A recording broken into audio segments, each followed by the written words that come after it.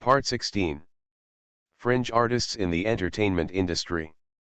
Author, Chizu de Xiaomao.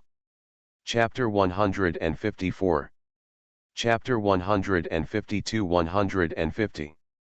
The transformation from a mainland boy to a master. Making money is probably the least shameful thing in the world. Even a self-proclaimed literati needs porridge and a meal to survive. Where does a porridge and a meal come from? Of course, you don't open your mouth and wait for others to bring it to your mouth. You need to work hard to get it. The productivity of artists lies in artistic creation, but this is not the basis for the survival of most arts. 99% of artists have no way to obtain the means of survival through their own works.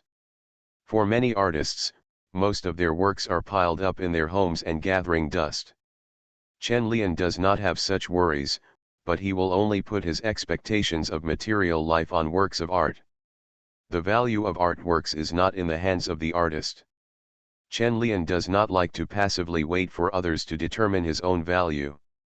Active creation is the only truth. So does it mean that artists go into business just to make money? Chen Lian looked at Su Jinglei, waiting for her answer. It doesn't seem to be a loss for you to say that, Su Jinglei said thoughtfully, but the knowledge we have received since childhood tells us that educated people should not talk about money, and teachers should not talk about money. Scientists should not be greedy for money, and artists should not talk about money. Money is classified as vulgar.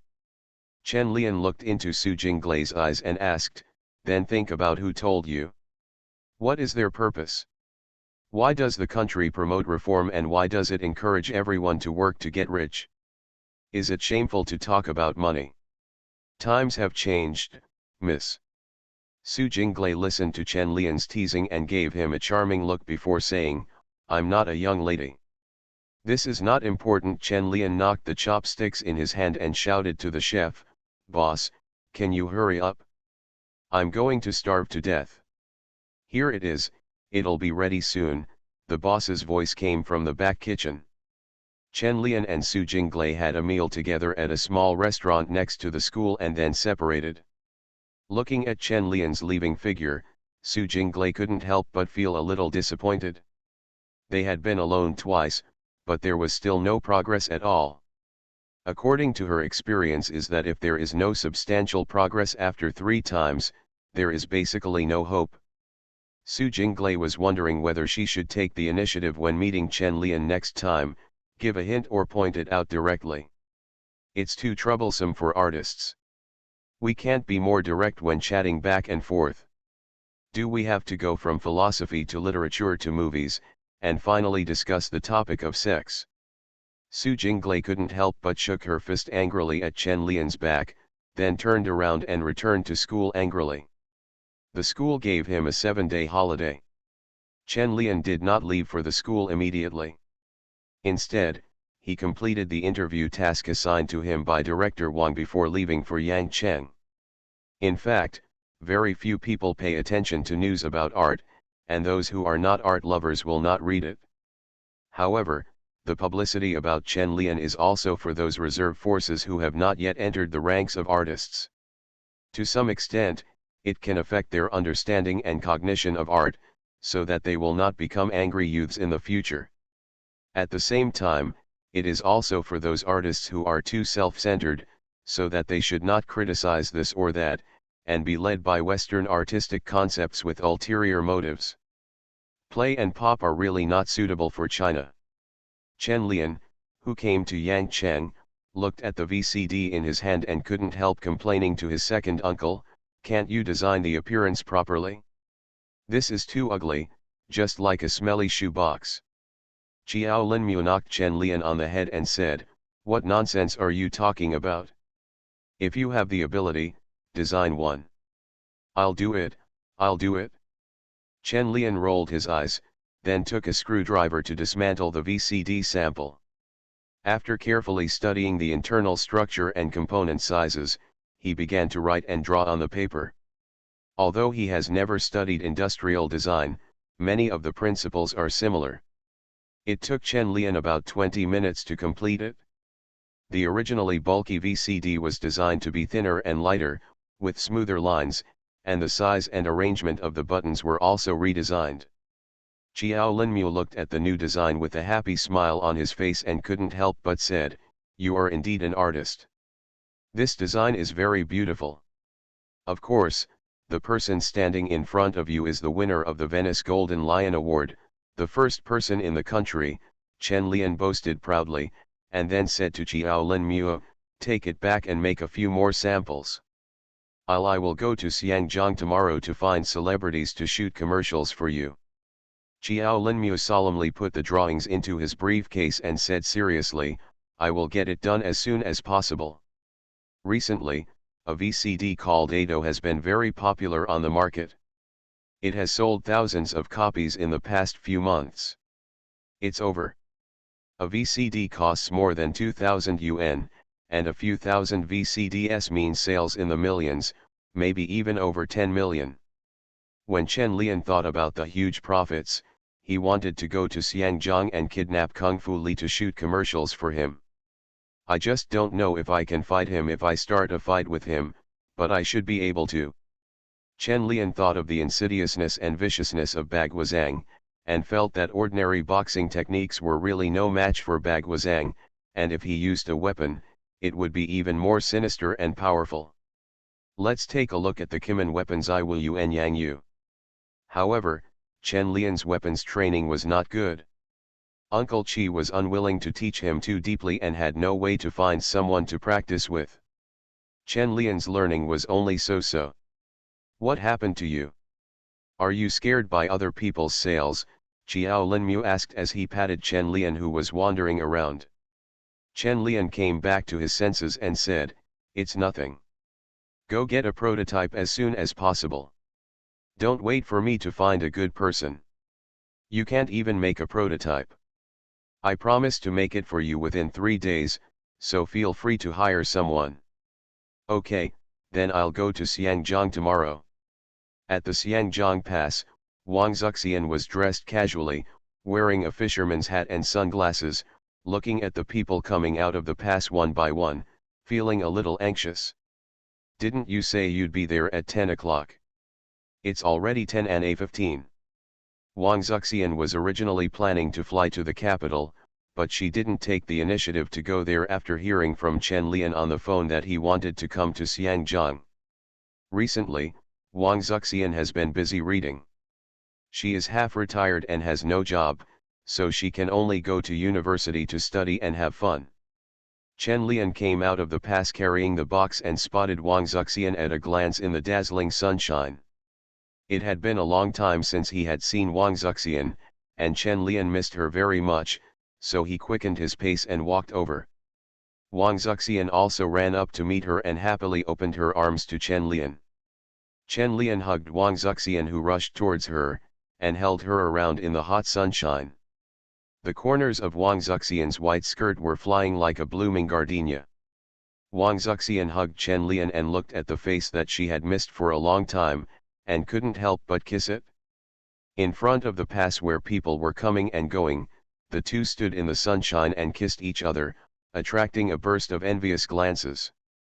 After a long time, the two separated, looking at each other's eyes with deep longing.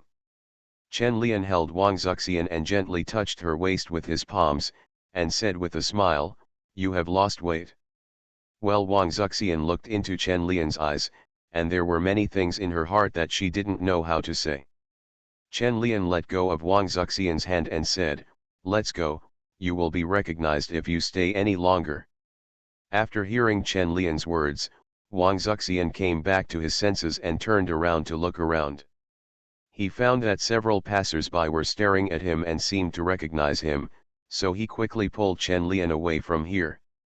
Arriving at Wang Zuxian's villa, Chen Lian had just put down the things in his hands when he was dragged upstairs by Wang Zuxian. One has meat to eat every day, and the other thinks about eating meat every day. Naturally, they are different. After an unknown amount of time, Chen Lian and Wang Zuxian were cooking dinner together in the kitchen. Wang Zuxian's reputation in Xiangjiang meant that they would be targeted as long as they ate in restaurants outside, So they had no choice but to cook dinner at home. Chen Lian asked while frying the steak, "You still have paparazzi following you every day?" "I don't know either, but I went to a bookstore to buy books a few days ago and was photographed on the news," Wang Zuxian said in annoyance, then glanced at Chen Lian and said in a low voice, "It's because the person from before started talking to me again. Girlfriend, that's why the paparazzi stare at me every day." Chen Lian hummed and turned the steak over before saying, "They want to see if you will be so grief-stricken that you will lose your composure in front of the camera, so as to satisfy the public's gossip mentality."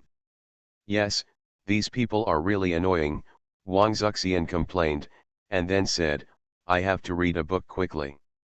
I want to study abroad. I don't want to stay in Xiangjiang at all."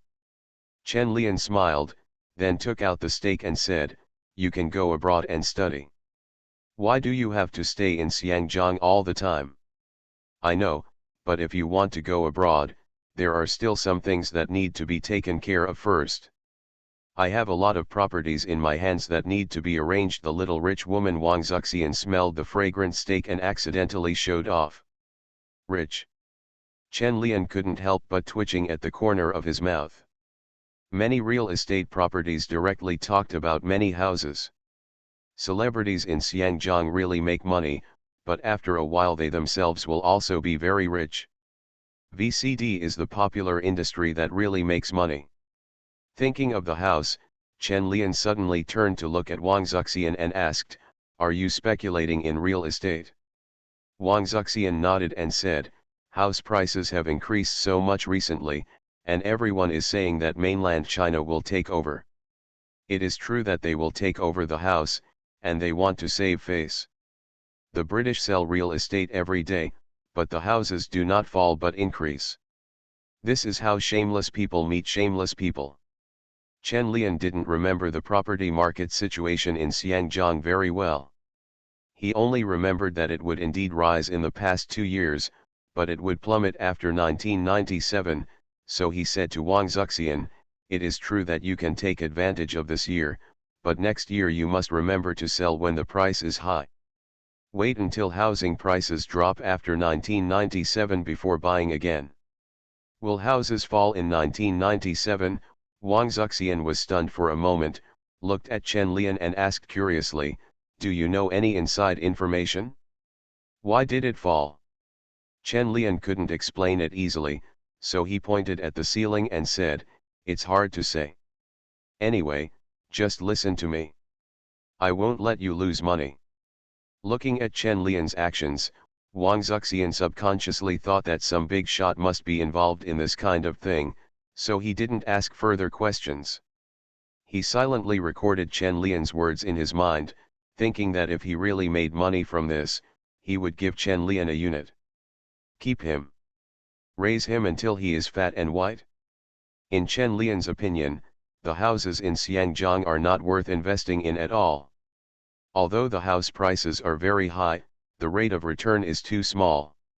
With so much money, you can make it back twice as much if you just invest it in the mainland, or you can just wait until the Asian financial crisis. You can make a serious profit. Chen Lian was cutting steak at the table and asked curiously, "Is my brother very busy recently? I called him and he said he was too busy to play mahjong." "I'm very busy. The movie has been released, and I released a new album before. I'm really busy now." Wang Zuxian hasn't met Zhang Guorong for a long time, but she still knows his affairs very well. "You are so busy. By the way, has Midnight Song been released?" "This is my first movie to be released in theaters," Chen Lian asked while eating steak. Wang Zuxian immediately said excitedly, "It was released the day before yesterday. I haven't gone to see it. I just wanted to wait for you to go with me. Can we go see it later?" "Okay, I also want to see what the audience in Xiangjiang thinks of me." Chen Lian nodded in agreement. Wang Zuxian said with some pride, "I praise you for your handsome performance. Moreover, the crew used the news that you won the Golden Lion Award a few days ago to promote it. It's interesting. I wasn't invited to the premiere, but the promotional selling point was not good. Chen Lian felt that the entertainment industry in Hong Kong was really interesting. Wang Zuxian noticed Chen Lian's unhappiness and comforted her in a soft voice, "That's all the way it is. In fact, it's a bit exclusive here. I encountered a lot of unfair treatment when I came here to film, especially those from the mainland. Lu Jialing, I am still called Beigu by the media from time to time. Chen Lian, then am I a North boy? No, a mainland boy or a Daquan boy?" Wang Zuxian laughed and said, "Haha, no, you are a great artist. Many celebrities in Hong Kong admire you. The media say you are a master. I heard that there is another organization that wants to give you an award." On. Chen Lian was stunned. Is the artistic atmosphere in Xiangjiang very strong? It is a little transparent internationally and is not very famous in the mainland. Do you respect it because you don't have it? Or is it because of my group of Hong Kong themed works? 3 chapters, 10,000 per day. I update them all at night. Don't rush me, the number of words will not be short anyway. Fringe artists in the entertainment industry. Author, Chizu de Xiaomao. Chapter 155. Chapter 153, 151. I'll give you a 15% discount, fellow. On the bustling streets, pedestrians come and go in a hurry, and most people wear gray, white, and black professional attire. This is a city with a strong commercial atmosphere, and everyone seems to be pursuing only one word: making money. Such a city makes Chen Lian feel a bit cold and indifferent, and the cultural atmosphere is too weak.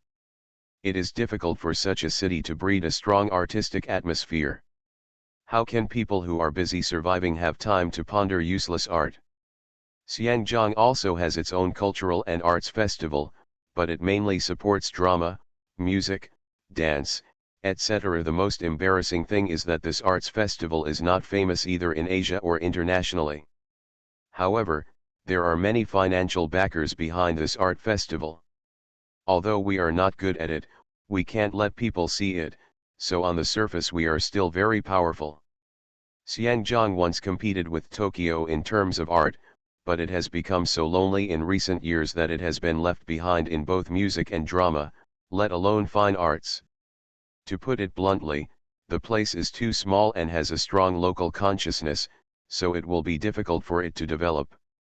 Walking on the streets of this small city, it was difficult for Chen Lian to find the inspiration to create his own desire. The melody of the city was too monotonous. If you want to see the humanities of a place, just watch their movies. Through the movies in Xiangjiang, you will easily find that there is no humanities here. So let's talk about business matters. With Leslie Chung's help, Chen Lian obtained Jet Li's contact information and successfully made an appointment with this Hong Kong-based filmmaker. At this time, Jet Li was at the height of his popularity in Hong Kong and was in a period of high productivity. 2 movies had been released this year, and another one was in preparation. When Chen Lian saw him, he was reading the script at home, and he was very enthusiastic about Chen Lian, a fellow countryman, coming to him. "Hello, you are very popular in Xiangjiang recently. I saw your news in the newspaper." Li Lianjie smiled and greeted Chen Lian, asked him to sit down, and then asked curiously, "I heard that you asked me to shoot an advertisement? You are an artist and still have a business." Chen Lian took a look at Li Lianjie, who was only in his 30s and still in his prime, and said with a smile, "Artists also need to eat?" Li Lianjie smiled, then crossed his legs and asked, "You are also from the capital, right? I wonder what kind of business you are doing." "Yes, I'm from Beijing, but I don't have any business talent. My uncle is doing it," Chen Lian said directly without mincing words.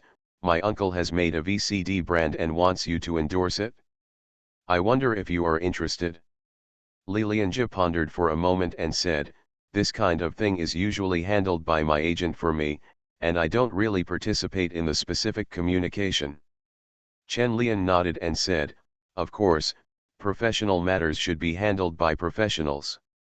I wonder when I can meet with your agent." He will come over later, Lilianja said, and then took the initiative to change the subject and talk about other things. He looked at Chen Lian and asked, "You are still an actor. Have you ever thought about coming to Xiangjiang to develop?" Chen Lian shook his head and said, "Being an actor is just a hobby. I have no intention of coming to Hong Kong to develop. This place is not suitable for me. There are a lot of opportunities in Xiangjiang, but domestic film development is still stuck in the 1980s. Lilianja laughed, and then said, "But you are engaged in art, so this place is really not suitable for you." Chen Lian smiled and did not dwell on the topic, and chatted casually with Lilianja for a few words. After Lilianja's agent arrived, Lilianja went upstairs on the pretext that he still had things to deal with. Watching Lilianja leave, Chen Lian also knew what he was thinking, but he didn't care about his attitude. Anyway, it was just a business cooperation. It would be best if it succeeded. If not, just replace it. There are more stars. If it doesn't work, just look for a big nose. Although the price is a bit more expensive, the effect is not bad, as long as you are not superstitious. "Mr. Chen, can you tell me about your company?" Lilianja's agent asked with a smile. Chen Lian withdrew his gaze and looked at the agent, took out a document and briefly introduced the company's situation to him, and then waited for him to make an assessment and decision. The agent looked at it for a while and asked Chen Lian a few questions. After thinking for a while, he said, "We can accept this advertisement. The endorsement fee is 4 million. 4 million? Chen Lian frowned. He didn't have that much money on hand now. He was still short of nearly 1 million. He had previously bought a house and a car and invested 2 million in the company, but now he only had a little over 3 million in hand. And this price obviously treats him as a hero. Lilianja's current endorsement fee is not worth the price, which is more than 3 million. Big Nose was so popular that he only paid 4.6 million for accepting a commercial for a Duo VCD in 1996. At this time, Lilianja was a bit inferior to Big Nose, who entered Hollywood in 1996. If he paid 4 million for Big Nose, Chen Lian wouldn't say anything, but paying Jet Li for this price is a bit outrageous. Seeing Chen Lian frowning and saying nothing, Lilianja's agent said, "This price has been discounted because you and Brother G are fellow villagers." "Discount? It's 15% off, right? Simply outrageous." Chen Lian looked at the smile on the agent's face and said directly, 3 million and 2 million, this is the highest price I can pay. If it doesn't work, forget it." Hearing that Chen Lian suddenly cut off the price of 800,000 yuan, the agent's expression froze for a moment, then he quickly shook his head and said, "This price is impossible, Mr. Chen, this is not a bargain at the wet market, 3.2 million yuan totally impossible." Chen Lian looked at his manager, who didn't want to give in at all, and said, "I'm not a local boss who doesn't know anything. I know a lot of celebrities in Hong Kong, and I know a lot about many things. If Mr. Chen really understands, then he should know that with Brother G's current status, 4 million is definitely not expensive, and Brother G's popularity in the mainland is not comparable to that of other celebrities. The agent will insist on it." As if Chen Lian was determined. Chen Lian was most annoyed by this kind of grinding and pulling, and said directly, "I will add another 200,000 at most. If it doesn't work, I can only express regret." When the agent saw Chen Lian adding another 200,000, he squinted and smiled, then shook his head and said, "I'm sorry, Mr. Chen, it's absolutely impossible without 4 million. "Then forget it." Chen Lian was too lazy to continue talking. With the money, he might as well hire Big Nose, so he stood up and said to him, "Then I'll say goodbye. Could you please tell Brother G for me, and let's meet again next time? Cooperate." After saying that, Chen Lian turned around and left. The agent was stunned. How could a negotiation be like this? Are all mainlanders so direct? Lilianja, who had been paying attention upstairs, heard that Chen Lian was leaving and hesitated whether to stay for a while, but when he made up his mind, Chen Lian's figure had disappeared into the living room. Li Lianjie stood on the stairs looking at the agent, who was still in a daze, and asked, "Where are the others? Are they leaving so fast?" The agent came back to his senses and turned to look at Li Lianjie with a wry smile and said, "You, a fellow countryman, are too impatient. You don't look like a businessman at all. I'll try to contact you later." Li Lianjie. No wonder Chen Lian said that he has no talent for business. This means that he has no talent, he simply knows nothing. After coming out of Li Lianjie's house, Chen Lian felt something floating in his mouth, couldn't help but spit it, and then left without looking back. Li Lianjie's price was so outrageous that Chen Lian thought about it and had to choose another person. There were so many celebrities in Hong Kong, and Li Lianjie was not the only one famous in the mainland. Chen Lian, who was feeling a little depressed, called Zhang Guorong to see if he would change his mind. "Why are you calling me? Aren't you with Xiaoxian?" Zhang Guorong's hoarse voice came from the phone. Chen Lian smiled and said, "No, she is resting at home." "Where are you now?" "I will go find you. Come to my house. I'll catch up on my sleep first. Let's play mahjong together in the evening." "We haven't played for a long time." Zhang Guorong yawned a little sleepily. Then he remembered what Chen Lian said before about asking Jet Li to shoot an advertisement, so he asked with concern. Said, "Have you gone to see Li Lianjie and have the talks been concluded?" Hearing Zhang Guorong's tired voice, Chen Lian didn't say that much, and simply replied, "No, you go to sleep first, and we'll talk about it later when we meet in the evening." "Okay, I'll see you in the evening," Zhang Guorong replied, hung up the phone and went to catch up on his sleep. Chen Lian hung up the phone and took a taxi to Wang Zuxian's house. Li Lianjie did not intend to continue the negotiation. He had no sincerity at all and made an arbitrary price. There was nothing to talk about. If it doesn't work, just ask Joey Wang to shoot the commercial. What's the worst? Plus Gong Li and Chen Miran, 3 popular female stars, can't compare to one Jet Li. I don't believe this evil. If that doesn't work, Chen Lian will immediately fly to Paris to find Sophie Marceau, plus an international actress. The advertising effect will be unbelievable. Of course, this is just a last resort. Chen Lian doesn't want to owe his good friends too many favors. The relationship will be impure, and he will be embarrassed to say scumbag quotes in the future. In the evening, Chen Lian and Wang Zuxian went to Zhang Guorong's house together. They arrived a bit early. Zhang Guorong had just gotten up and the other partner hadn't arrived yet. Chen Lian looked at Leslie Chung with messy hair, made him a cup of coffee and asked, "Are you very busy recently? You look quite haggard." Leslie Chung took the coffee and yawned and said, "I'm very busy. There are album releases and movie releases all piled up together. There are endless announcements every day. You have quit the music scene for several years, why do you think of releasing an album again?" Chen Lian asked curiously while sitting on the sofa. Zhang Guorong took a sip of coffee and said, "It's hard to refuse a friend's invitation, and besides, I can't stay idle. Brother's album this time is very good. I support my brother to continue to release albums," Wang Zuxian said with a smile next to her, like a little fangirl. "You should also pay attention to your own rest." Chen Lian expressed concern, and then asked curiously, "Who else did you invite to play cards?" "I originally called Jia Ling, but she didn't have time, so she called Jing Wen.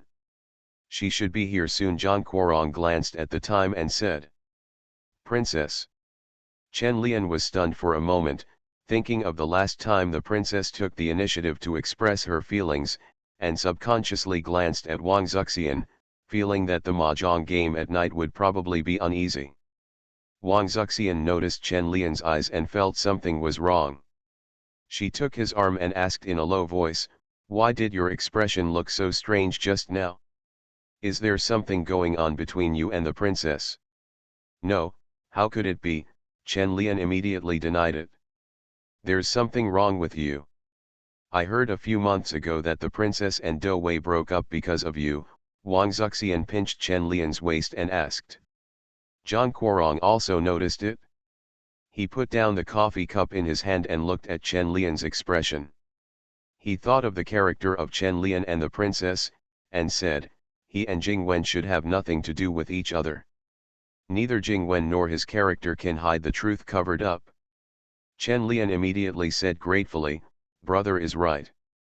There are still 3 chapters today, and there are still 2 chapters. I will post them later, and I will continue to post thousands of chapters every day. You are listening to Novels at Bless Up channel. Wish you happiness and luck. Please subscribe to receive new novels. How do you feel about this novel? Please like and leave a comment. Fringe artists in the entertainment industry. Author, Chizu de Xiaomao. Chapter 156. Chapter 154-152. Mosquitoes also wear black stockings. Hi, long time no see. The short-haired princess walked into the living room with a cheerful smile and greeted Chen Lian and Wang Zuxian. She was wearing black silk stockings and silver high heels under a loose skirt, which looked very sexy. Seeing the princess again was a little different from what Chen Lian had imagined. The girl seemed to have forgotten what happened before and greeted Chen Lian and Wang Zuxian calmly. This attitude made Wang Zuxian, who was still a little suspicious at first, dispel his doubts.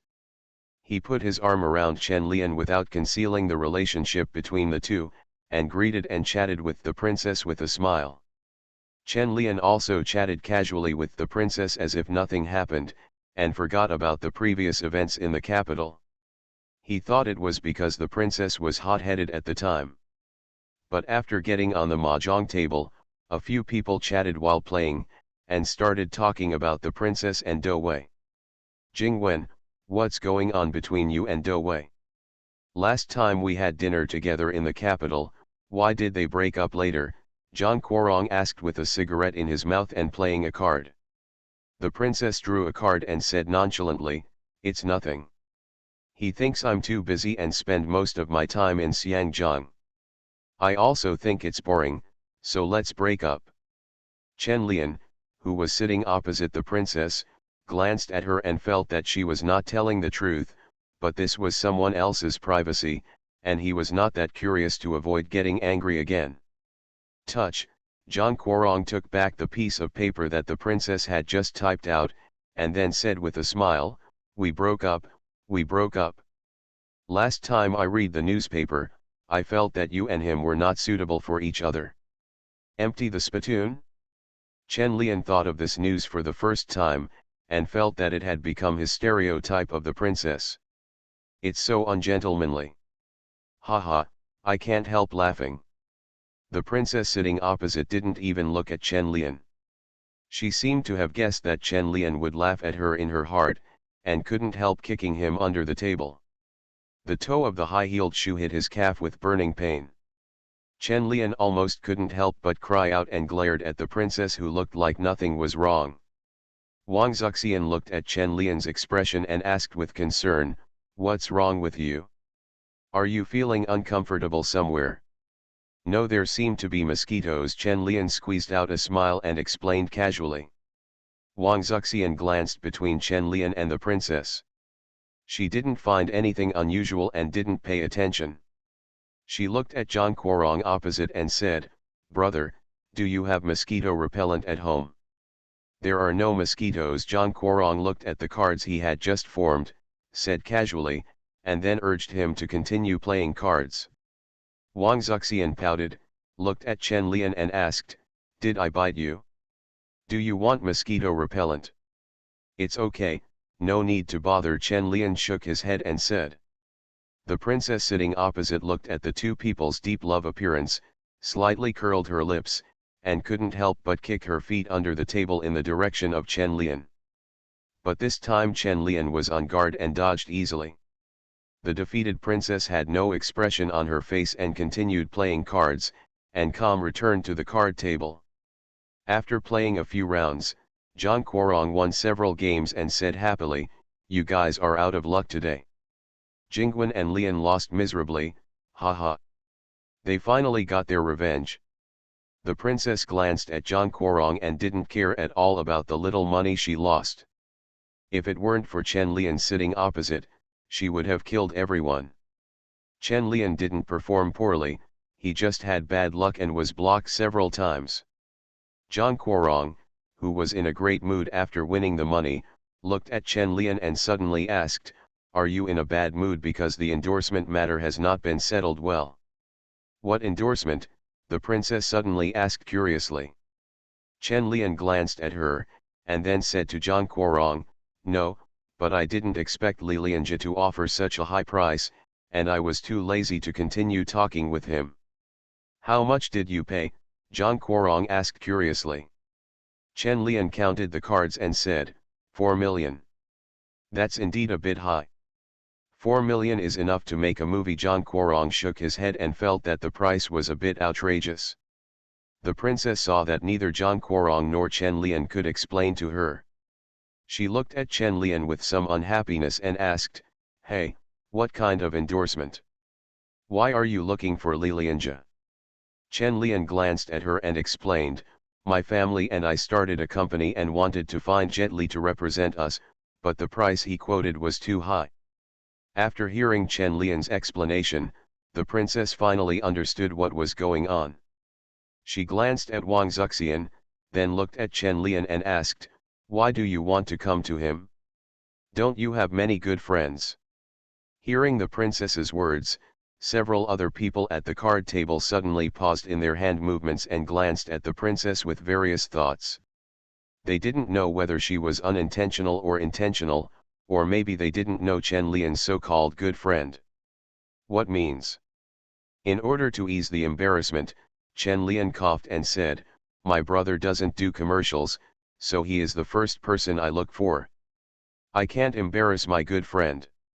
Yes, I don't do commercials, and neither can I be a good friend." Leslie Chung also followed Chen Lian's words, mainly because he was afraid that Wang Zuxian would think too much. Wang Zuxian actually didn't think much about it. She also knew what was going on with Chen Lian's good friends. She was also one of her good friends, so she didn't feel embarrassed. "Anyway, we have said that we are good friends, what is there to be afraid of, and we are not acting as mistresses. Even if the paparazzi finds out, we don't have to worry about being scolded. We are all single, so what's wrong with having fun and getting close?" In fact, Wang Zuxian is also a little afraid of the relationship between men and women. The first two bad relationships have almost made her a joke in Xiangjiang and Wanwan. Without a relationship between men and women, it is best to be a good friend. However, thinking that Chen Lian had not yet figured out how to find an endorsement, she couldn't help but ask, "How about I endorse it for you? I don't want 4 million. Chen Lian looked at Wang Zuxian's deliberately joking and knew that she was serious, so he shook his head and said, "I'll try again later. The 4 heavenly kings are also good. I'll ask later." The princess looked at Chen Lian, who looked a little worried, and took the initiative to say, "What do you think of me?" "Not suitable." Chen Lian refused directly, "What I want is a movie star. I sell VCDs, not CD players." Hearing Chen Lian's rejection, the princess somehow thought of her previous rejection by Chen Lian in the capital. She suddenly became angry and kicked Chen Lian under the table. Chen Lian had already noticed it, so he ducked away and pretended to be fine, looking at Zhang Guorong and said, "Brother, you really don't want to shoot commercials. In fact, I still want to find you." Hearing Chen Lian's question again, Leslie Chung hesitated for a moment and said, "No, I'll ask Andy Lau and the others for you tomorrow." Although he was a little disappointed, Chen Lian didn't say anything more and thanked you with a smile, "I'll trouble you, I'll give you a big reward when I get rich." Hiss. Chen Lian gasped mid-sentence, turned his head and glanced at the proud-looking princess, then slapped his thigh suddenly and said, "I was bitten by a mosquito again." "Are the mosquitoes in Xiangjiang so big?"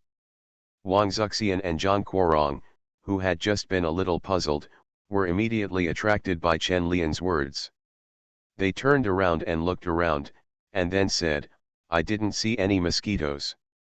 The princess also joined in the fun and said, "Yes, I didn't see any mosquitoes. Why did I bite you alone? Isn't it because I did something bad and got retribution?" Chen Lian, if you have the ability, say it again. Next time when no one is around, I will open your ass. Let you sing your best friend's famous song. Facing Chen Lian's vaguely murderous eyes, the princess shook her head and hummed a song, the song Degenerate. This woman is so brave and still holds a grudge. The next mahjong princess obviously found new fun. From time to time she would kick Chen Lian under the table when he wasn't paying attention, but Chen Lian would mostly avoid her. However, there were also times when I was unlucky and didn't pay attention, so I could only pretend to pat my thigh and say there were mosquitoes, which made both Leslie Chung and Wang Zuxian depressed. Where are the mosquitoes? Facing the questions from Leslie Chung and Wang Zuxian, Chen Lian could only respond casually. He couldn't say that the mosquito was the woman wearing black stockings sitting opposite. But seeing the proud smile on the princess's face, Chen Lian gradually became annoyed. "Woman, you are playing with fire." The princess didn't care at all about the threat in Chen Lian's eyes. She just thought it was fun. Moreover, she felt that Chen Lian at this time was different from the ones she had seen before. He was very lively and did not give people such a deep and melancholy feeling. But she is not a stupid woman. She knows very well that men are born in the year of donkey, and they need to be given some sweet dates to beat them. So he took off his high heels with a calm expression, and swayed on the table with his legs crossed. His toes in stockings would always inadvertently trace across Chen Lian's calves. Didn't Chen Lian say that her face is not as good looking as her legs, so let's give him a little sweetness. You really know how to play. Chen Lian felt the princess's teasing, and he didn't know whether to be angry or secretly happy. For the first time, he felt that his emotions were being led by others. However, Chen Lian was still very calm on the surface, and his playing movements were not slow at all. Although he had already played 280,000 cards in a row, his speed and rhythm were not slow at all. Those who didn't know better thought that Chen Lian was doing the same thing. The princess looked at Chen Lian's indifferent expression and wondered if her foot had just rubbed against Zhang Guorong's leg. Why didn't she react at all? Somewhat unwillingly, the princess pulled her chair forward so that her whole body was close to the mahjong table, and her legs could be stretched out longer under the table. So she played a card at will, then quietly raised her feet and placed it on the table. On Chen Lian's calf, all the way up his calf. Sensing the princess's boldness, Chen Lian paused, glanced at Wang Zuxian, who was unaware, and then glared at the princess. Unexpectedly, the princess boldly stared back and said, "If you are not convinced, what if I touch your card?" "Okay, okay, okay," Chen Lian snorted, lowered his hand to grab the princess's soul, and squeezed it hard. Chen Lian originally thought that the princess would be so frightened that she would take her feet back, but she didn't expect that her toes would still hook in Chen Lian's palm, and then she put her solace on Chen Lian's legs with a natural expression, letting him hold her feet with one hand. Looking at the princess whose expression remained unchanged, Chen Lian was really impressed. He pinched her foot again before letting go, pretending that there were mosquitoes and swatting her foot away. The princess rolled her eyes at Chen Lian, took back the cards in her hand and pushed them away, saying, "What a fool! Give me money, give me money." After everyone paid, the princess said, "Let's take a rest. I'll go to the bathroom." "Okay, I happen to be a little hungry, so I'm going to eat something," Zhang Guorong said, looking at Wang Zuxian and Chen Lian and asked, "Do you want to eat?" Chen Lian shook his head if he wasn't hungry. Wang Zuxian was a little hungry, so he said, "I'll eat." "Okay, Xiuxian, come and help me bake the bread, and I'll make the coffee," Zhang Guorong said with a smile. The princess looked at the two people who were going to the kitchen to eat. She was about to stand up and go to the bathroom. She narrowed her eyes and didn't move. Instead, she took out a cigarette and started smoking it, and threw one to Chen Lian. Looking at the two people smoking, Zhang Guorong and Wang Zuxian went to the kitchen together without paying attention. When Leslie Chung and Wang Zuxian entered the kitchen, the princess held a cigarette in her hands and blew out a puff, looking at Chen Lian with a playful smile. The 2 feet under the table were raised at the same time and stretched towards the opposite side. There is one more chapter. Fringe artists in the entertainment industry. Author, Chizu de Xiaomao. Chapter 157. Chapter 155-153. Bless the God of Black Silk. The green smoke was rising slowly, as ethereal as Chen Lian's mood at this time. Chen Lian flicked the ashes of his cigarette and glanced at the restlessly squirming black toes on his thighs, feeling completely unmoved. Neptune has never seen big winds and waves, so he doesn't take this to heart, at most he takes it into his hands. Why are you so brave? Chen Lian looked at the princess sitting opposite with a bright smile, and once again realized the boldness of this girl. The princess blew out the smoke lightly, looked at Chen Lian with a smile, and said playfully in an ethereal voice, "Are you bold? I have something more daring, do you want to give it a try?" Chen Lian let go of his hand, not missing the silky touch just now, lightly twirling his fingertips and said, "I'm not interested, I'm timid." "Oh, really?" The princess squinted at Chen Lian and said, "Why do I think you are so brave? Didn't you feel very happy just now? Is it because Wang Zuxian is not here that you don't find it exciting?" Hey! This girl is stunning.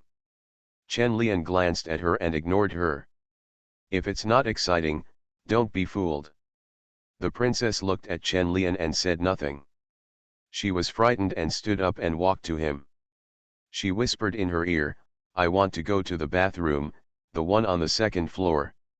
Chen Lian, just go and tell me what you are doing. Use this to test cotters. Which cotter can withstand such a test?" Seeing the glimmer of light in Chen Lian's eyes, the princess' fingers gently brushed against his ear, then she walked away with her high heels clicking. Chen Lian turned his head and glanced at the princess's back, watched as the cigarette in his hand was thrown directly into the ashtray filled with water, stood up, took a breath, and walked out. Cotters cannot withstand such a test.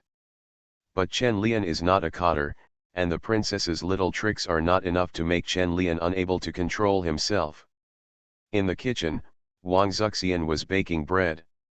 When she saw Chen Lian coming in, she took the initiative to put her arm around his neck and said, "What's wrong with you today? I feel weird all the time." Chen Lian shook his head and said, "It's okay, I'm just a little worried about not finding a suitable spokesperson. How about I help you, or do you think I'm not suitable?" Wang Zuxian looked at Chen Lian, and used her fingers to stretch out his frowning eyebrows with some distress. Feeling Wang Zuxian's tenderness, Chen Lian had an inexplicable sense of immorality in his heart.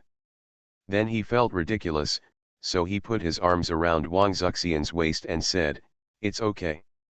Didn't my brother say to ask Andy Lau for me tomorrow? Well, then if you really can't find the right one, or you are short of money, you must tell me," Wang Zuxian warned, not thinking that Chen Lian was incompetent at all, but that he should not talk to Chen Lian about such tacky things. On the relationship. Chen Lian is an artist and not a businessman, so it's normal for him to encounter a little trouble in this kind of thing. On the contrary, Wang Zuxian feels that those who only talk about money are tacky. "I didn't think it was a problem before, but after experiencing her ex-boyfriend and the overwhelming gossip reports, and now there is no shortage of money, her spiritual pursuits have improved a lot. Otherwise, I wouldn't have become a layman living in seclusion in Canada in the future. People can only see through some things after going through such a hurdle." Our Miss Wang was waiting for Chen Lian in the bathroom on the 2nd floor for a while. She looked at herself in the mirror and smiled before turning around and going downstairs. If she had really waited, she might still be disappointed, but now the princess's interest has been greatly increased. Who would like a person who is controlled by the lower body? Appearance is important, but the soul is equally important. Especially when a person stands in a certain position and can easily call a group of members of the opposite sex without standing appearance by hooking their fingers, they will pay special attention to their inner needs. A good-looking person with an interesting soul is no more interesting than a vase milk dog. The princess who came downstairs looked at Chen Lian, who was sitting with Wang Zuxian eating, walked over with a smile and asked, "Have you washed your hands after eating?" Chen Lian, who was holding a sandwich and was about to bite it, was stunned. Wang Zuxian didn't know the riddle between the two. She looked at the hesitant Chen Lian and said, "Why don't you eat? You have it all in your hand and it's too late to wash your hands." Listening to Wang Zuxian's words, Chen Lian smiled, and then took a vicious bite of the sandwich, as if he was biting some hateful woman. Seeing Chen Lian's deflated appearance, the princess smiled happily. She took the coffee handed over by Zhang Guorong and took a sip with a smile. Her crossed legs were dangling in front of Chen Lian intentionally or unintentionally, as if to remind him that he hadn't washed his hands. Hateful. Chen Lian bit his sandwich, turned his head away from the princess, and chatted quietly with Wang Zuxian about going out to play together tomorrow. The coffee was so bitter. The princess frowned and put down the coffee in her hand, her previous pride disappearing in an instant. Chen Lian didn't know whether the coffee was bitter or not, but the sandwiches tasted really good. After eating, they regained their fighting strength and returned to the mahjong table to continue playing mahjong. The battle became much more intense in the second half. Chen Lian, who had an inexplicable change of fortune, messed up several times. I don't know if it was because he didn't wash his hands.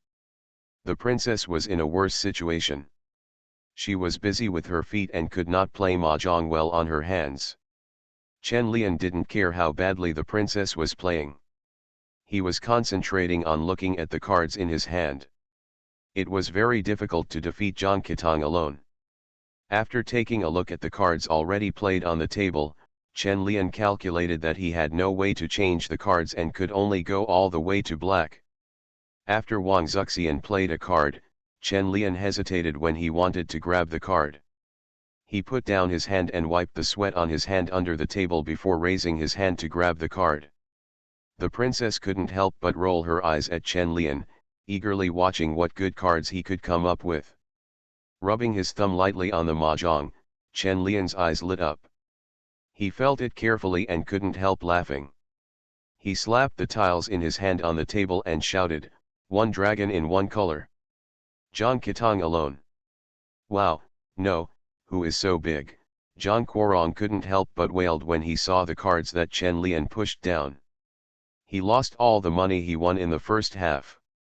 Seeing Chen Lian's happy look, Wang Zuxian couldn't help but be happy too. She took several cards from her money pile and gave them to Chen Lian and said, "You are so awesome." Seeing Chen Lian acting so wildly this time, the princess couldn't help but curl up her toes, and a strange thought arose in her heart: how could she help others transport him?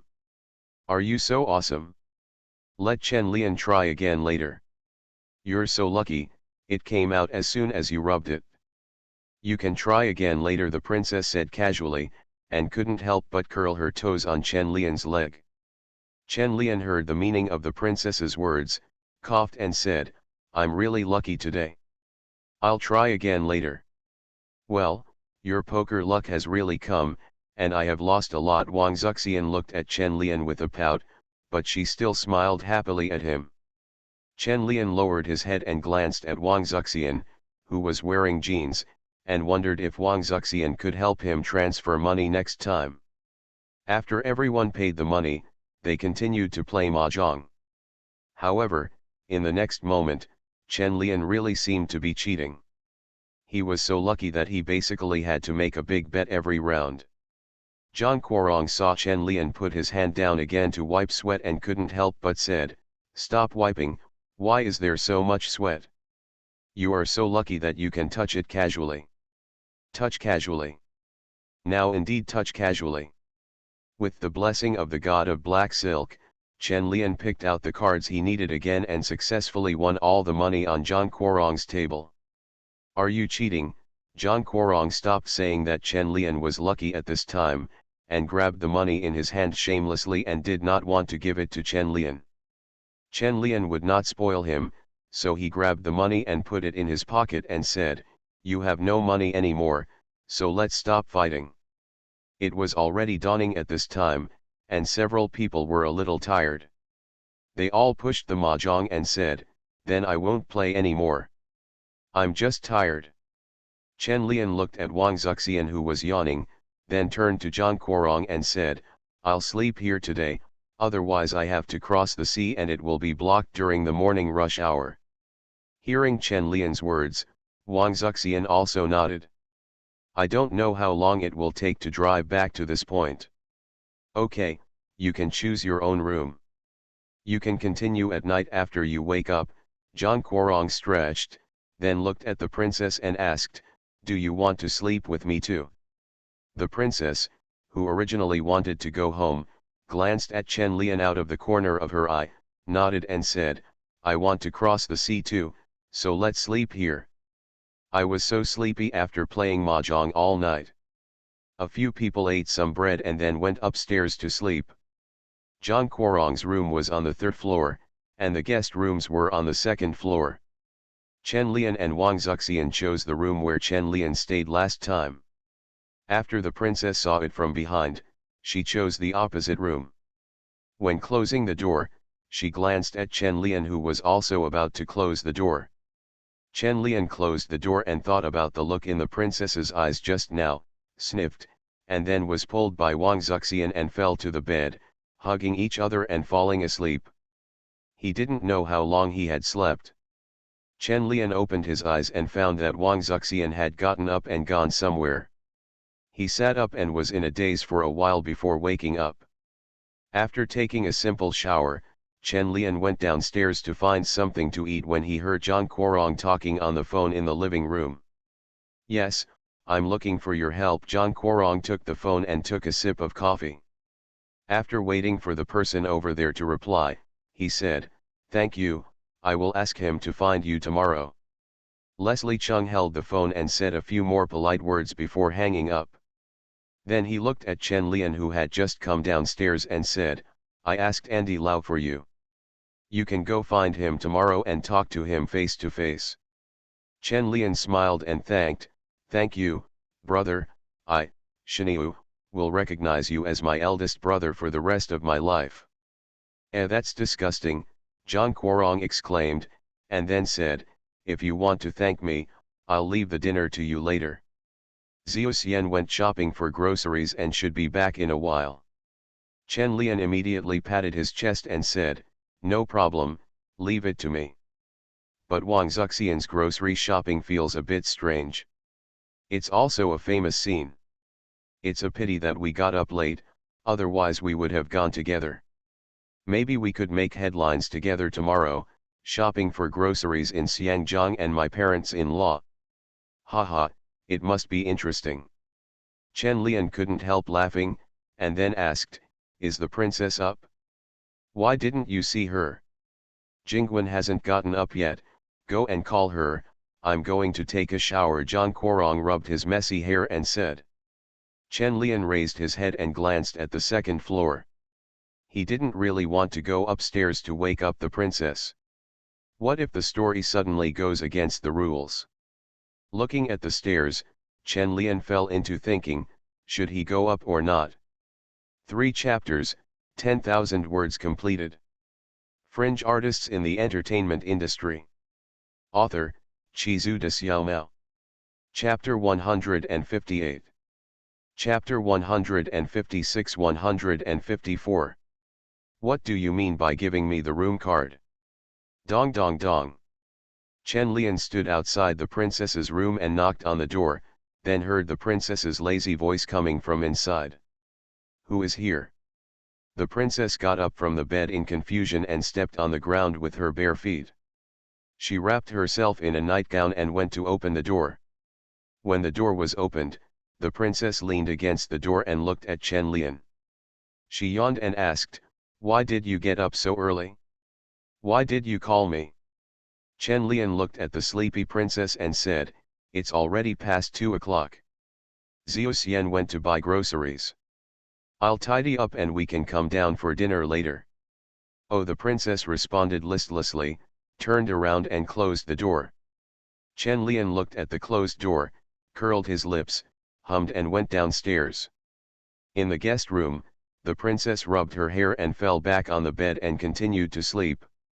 However, within 3 seconds of closing her eyes, she immediately broke away, jumped up from the bed, and ran to open the door again. It's a pity that Chen Lian has already gone downstairs, and the corridor is empty. Wang Zuxian was not at home and missed a good opportunity. Why did he fall asleep? What a pity. Chen Lian downstairs didn't know what vegetables Wang Zuxian would buy back, so he called her to ask, so that he could prepare in advance. "Zuxian, where are you? I'll go find you." "No, I'll be back soon. I packed the food. The vegetables in the market are not fresh at this time." "That's it? Then be careful when you come back." After explaining a few words, Chen Lian hung up the phone. He still felt inexplicably lucky in his heart, and he didn't know what he was grateful for. After a while, the princess packed up and went downstairs. Looking at Chen Lian, who was sitting in front of the game console playing games alone, she walked over and asked, "Didn't you mean to eat? Why are you alone?" Chen Lian glanced at the princess's calf, which was covered with black stockings. He couldn't help but rub the hand holding the handle before saying, "Brother is taking a bath upstairs. Xiao Xian will be back soon." The princess had no interest in games. She sat on the sofa behind Chen Lian and yawned. The original disappointment in her heart also dissipated a lot. Today is indeed not a good time, but since she touched my leg, she can't run away. I really thought it was for free. Humph, there is only one layer of stockings between us and this man. Chen Lian didn't know what the princess was thinking. Looking at Win on the TV screen, he put down the controller, feeling a little bored. The game was too simple and not interesting. Just when Chen Lian was about to stand up, Wang Zuxian came back with large and small bags of takeout. As soon as he came in, he complained a little, "If I had known there were no food in the market, I would have called for takeout." Chen Lian turned his head and looked over, stood up, walked to Wang Zuxian, took the bag from her hand and said, "Next time we will go earlier, thank you for your hard work." "It's not hard," Wang Zuxian said coquettishly to Chen Lian, "then let's go tomorrow, okay?" "Okay." The princess sat on the sofa and looked at the two tired people. She turned her head and looked at Win on the TV screen. She felt as if she was being ridiculed and couldn't help but kick the handle on the ground. "Sooner or later I can win." After a while, Zhang Guorong also came down. After several people had dinner together, they started playing a multiplayer competitive game again.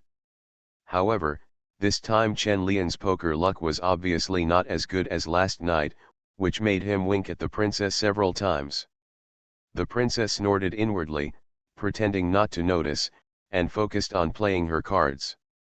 Without the blessing of the god of black silk, Chen Lian can only rely on his own skills to play mahjong. The final result is that he can't lose, and he is just playing along. "No more fun, we have business tomorrow, so let's stop here tonight." At around 1 o'clock in the middle of the night, Chen Lian took the initiative to end the card game. Regardless of Zhang Guorong's coquettish pleading, he took Wang Zuxian, collected the money and ran away. Chen Lian had already left, so naturally the princess would not stay. She also drove back, but when she got home, she dialed Chen Lian's number. "Are you going to talk to Andy Lau about endorsements tomorrow?" The princess looked at the clothes in the closet and asked on the phone. At Wang Zuxian's house, Chen Lian turned to look at the bathroom and said to the phone, "Yes, we will be at Peninsula at 9 o'clock tomorrow morning." "Okay, I understand," the princess responded and hung up the phone. She picked out a pair of shorts and gestured in the mirror. Then she carefully selected some stockings and began to prepare for tomorrow's outfit. Chen Lian glanced at the hung-up call, threw the phone aside and drank a cold beer, thinking about what to say to Andy Lau tomorrow. In fact, Andy Lau was not the best choice, but who made the fellow's price too outrageous? Chen Lian sighed, shook his head, drank the beer in one gulp, got up and walked towards the bathroom. After a while, strange sounds came from the bathroom. The sound of rushing water and crisp collisions were accompanied by bursts of low singing, making the night full of spring. The next morning, Chen Lian did not let Wang Zuxian see him off. He took a taxi to the Peninsula Hotel alone and met Andy Lau in the restaurant upstairs. Chen Lian didn't expect him to come so early, so he walked over and said sheepishly, "Sorry, I'm late." "I'm early." Lu Dihua stood up, shook hands with Chen Lian and said, "Nice to meet you." After Chen Lian and Andy Lau shook hands, they sat down and started chatting. The two of them drank coffee and talked about a lot, from movies to performances to the midnight song that was being screened. Lu Dihua looked at Chen Lian, who was much younger than him, and said with emotion, "I went to see Midnight Singer, and you did a really good job. I wish I had your acting skills. I am relatively free, so I have time to think about it slowly." Chen Lian looked at Lu Dihua, who is known for his professionalism, and said, "Your acting skills are not bad.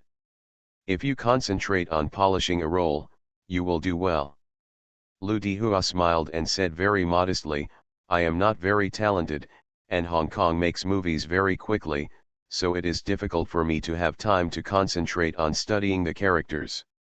Chen Lian agrees with this point. Xiangjiang is such a fast-paced city that pursues efficiency in everything, so it is difficult to make high-quality movies. There are naturally many classic Hong Kong films, but there are only a few that can be recorded in film and television.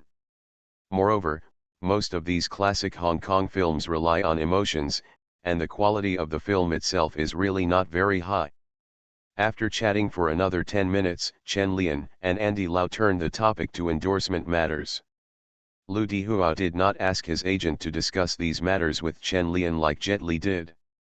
"After getting to know the company and products in detail, I thought about it carefully for a while and then agreed, and the price was not high, only 3 million Hong Kong dollars. After the two of them discussed the basic things, they stopped talking about the remaining details. Contracts and filming require detailed communication, and they cannot be discussed just by sitting here and drinking a cup of coffee." After the two made an appointment again, the matter was settled. Chen Lian glanced at the time, and it was already lunchtime and said to Lu Dihua, "Let's have lunch together." "Sorry, I have an appointment at noon. I'll invite you next time." "I'm so sorry," Lu Dihua said, a little embarrassed. Looking at the apologetic Lu Dihua, Chen Lian smiled and said, "It doesn't matter, then we will have dinner together after the contract is officially signed." Lu Dihua, "Okay, I'll treat you then." After Andy Lau left, before Chen Lian could stand up, he saw the princess wearing sunglasses sitting opposite him. After sitting down, the princess didn't say anything. She pushed a room card along the table with her slender fingers, then nuzzled at Chen Lian and left. "What do you mean by giving me the room card? It's so mysterious." Chen Lian picked up the room card and turned it around in his hand, looking at the princess's leaving figure. Her long legs wrapped in black silk were particularly attractive. "These are magical stockings that can be enchanted." Chen Lian glanced at the room number on the room card, put it into his pocket, then called the waiter to pay and left. "Housekeeping department. Ahem, which floor is the magic and enchantment department on? I'm going to play mahjong with Zhang Quarong tonight, and my hands need to be enchanted." In the spacious and bright magic house, the ethereal voice of the mysterious enchanted proprietress who completed the magic dress sounded. What enchantment? You're obviously just touching me, okay. Isn't that just what enchantment is? I'm going to do a full body enchantment later. Be pious about magic. Stop talking and chant magic spells seriously. Well, the enchantment ritual is really useful. After Chen Lian was enchanted, his luck value was almost full. His luck was very good in the next 2 days. Not only did he win money at the mahjong table, but Jet Li's agent also called and wanted to meet Chen Lian again. Have a chat. Chen Lian has already negotiated with Andy Lau, so naturally he will not continue to negotiate with him, even if the price is reduced. I'm sorry, I have found a spokesperson, Chen Lian said coldly into the phone. The agent on the other end of the phone frowned and said with some reluctance, Mr. Chen, the spokesperson is very important. You can't choose blindly. Brother G's influence in the mainland is not comparable to that of ordinary people. Chen Lian snorted in his heart and said directly, but I don't have that much money. I can't afford Brother G. I can only cooperate next time. That's it? Goodbye. As soon as he finished speaking, Chen Lian hung up the phone. He was too lazy to talk to him about so much nonsense. He really wanted to borrow this advertisement, so he shouldn't have such a high profile at the beginning. He would kill for such a high price with no sincerity at all. No. You really think of yourself as a hero. When a fellow villager sees him, he shoots him in the back. At Li Lianjia's home, the manager looked at the hung-up call and turned to Li Lianjia and said, he has already found someone else and is unwilling to talk anymore. Hearing what his agent said, Li Lianjia felt a little regretful. Shooting commercials is just money for celebrities. He missed out on millions of endorsements. He was still a little disappointed, but he didn't force it. He looked at his agent and said, forget it, it's just a new company, we don't know whether it can survive. The agent looked at Li Lianjia, who was a little unhappy, and knew that he had his own reasons for not reaching an agreement this time, so he took the initiative to skip this topic and said, let's not talk about this anymore. What do you think of the script of Adventure King? This is big production. Li Lianjia nodded and said, not bad, let's inform them to prepare a contract. Okay, the agent nodded immediately. Chen Lian knew about the movie Adventure King, and he also knew that an accident occurred in the late stages of filming. An accidental fire burned out all the film. Originally, Chen Lian planned to remind Li Lianjia around the corner after signing the contract with Li Lianjia, but now he is too lazy to remind Li Lianjia. And it's hard to say whether it was an accident or not. It's better to be less involved in this kind of thing. Chen Lian, who rejected Li Lianjia, had already taken his lawyer to Andy Lau to sign the contract. With the help of professional lawyers, the contract was signed smoothly. His agent even gave Chen Lian a special discount, hoping that he would introduce more businessmen from the mainland to Andy Lau for endorsements. The mainland's economy is now booming, and celebrities in Hong Kong also want to go make money from the local boss. The discount is not small. It's 200,000 yuan cheaper, and Chen Lian doesn't need to find anyone to borrow money. But Chen Lian didn't know any businessmen. The one he dealt with the most was the canteen owner at the entrance of the Hutong. The canteen with a daily turnover of less than 100 yuan obviously couldn't afford Lu Dihua. Although the canteen owner couldn't afford Lu Dihua, Chen Lian still agreed and promised to help introduce him after returning to the mainland. The discount was still required. You can't let down other people's good intentions. Who can't live with money? The first chapter, there are still 3 chapters today, and it will continue every day, but the next 2 chapters will be after 12 o'clock, and I didn't get off work until 9 o'clock, crying. You are listening to Novels at Bless Up channel. Wish you happiness and luck. Please subscribe to receive new novels. How do you feel about this novel? Please like and leave a comment. Fringe artists in the entertainment industry. Author, Chizu de Xiaomao. Chapter 159. Chapter 157 155. Heading towards a new life. In the clean and bright supermarket, a dazzling array of products are neatly placed on the shelves. The air conditioning in the supermarket is sufficient, and many people who come to escape the summer heat are wandering in the mall. Chen Lian and Wang Zuxian are also in the same group. They push the shopping cart and throw it into the shopping cart when they see something they like. After achieving the purpose of coming to Xiangjiang this time, Chen Lian's vacation has also come to an end, and he will go back to school the day after tomorrow. Wang Zuxian knew that Chen Lian was leaving, and she had been obsessed with him for the past 2 days. Zhang Guorong asked them to play mahjong, but Wang Zuxian refused. It will be a long time before we meet again, so naturally we want to live together as 2 people. In the bustling shopping mall, the 2 of them were no different from ordinary young couples, noisily selecting ingredients. The warm scene made many passers-by look sideways. Wang Zuxian took Chen Lian's arm, leaned against him and said, "It would be great if I could do this every day." Shopping for groceries is addictive. Chen Lian pushed the cart forward and put his arm around Wang Zuxian's arm. "It would be boring if we lived like this every day. People always need a steady stream of freshness." Wang Zuxian turned her head and glanced at Chen Lian, pouting slightly, not wanting to expose Chen Lian's little thoughts. "What does it mean to need a steady stream of freshness?" "Huaxin just means Huaxin, it's not like I don't understand you, it's so high-sounding." However, the current state of the 2 still makes Wang Zuxian feel comfortable. They will not get tired of being together every day, so there will be no conflicts, and there is no need to worry about the problems that normal couples worry about. When they miss each other, they will take the initiative to go there. There are no responsibilities or worries, just enjoy the pleasure brought by each other. Throwing away all the worries in love and keeping only the happy parts will really make people feel comfortable. At least Wang Zuxian feels very comfortable like this now. If she wants to get married one day, she will naturally find a way to win Chen Lian's heart and tie her tightly to her. Cultivate feelings now and increase chips for the future.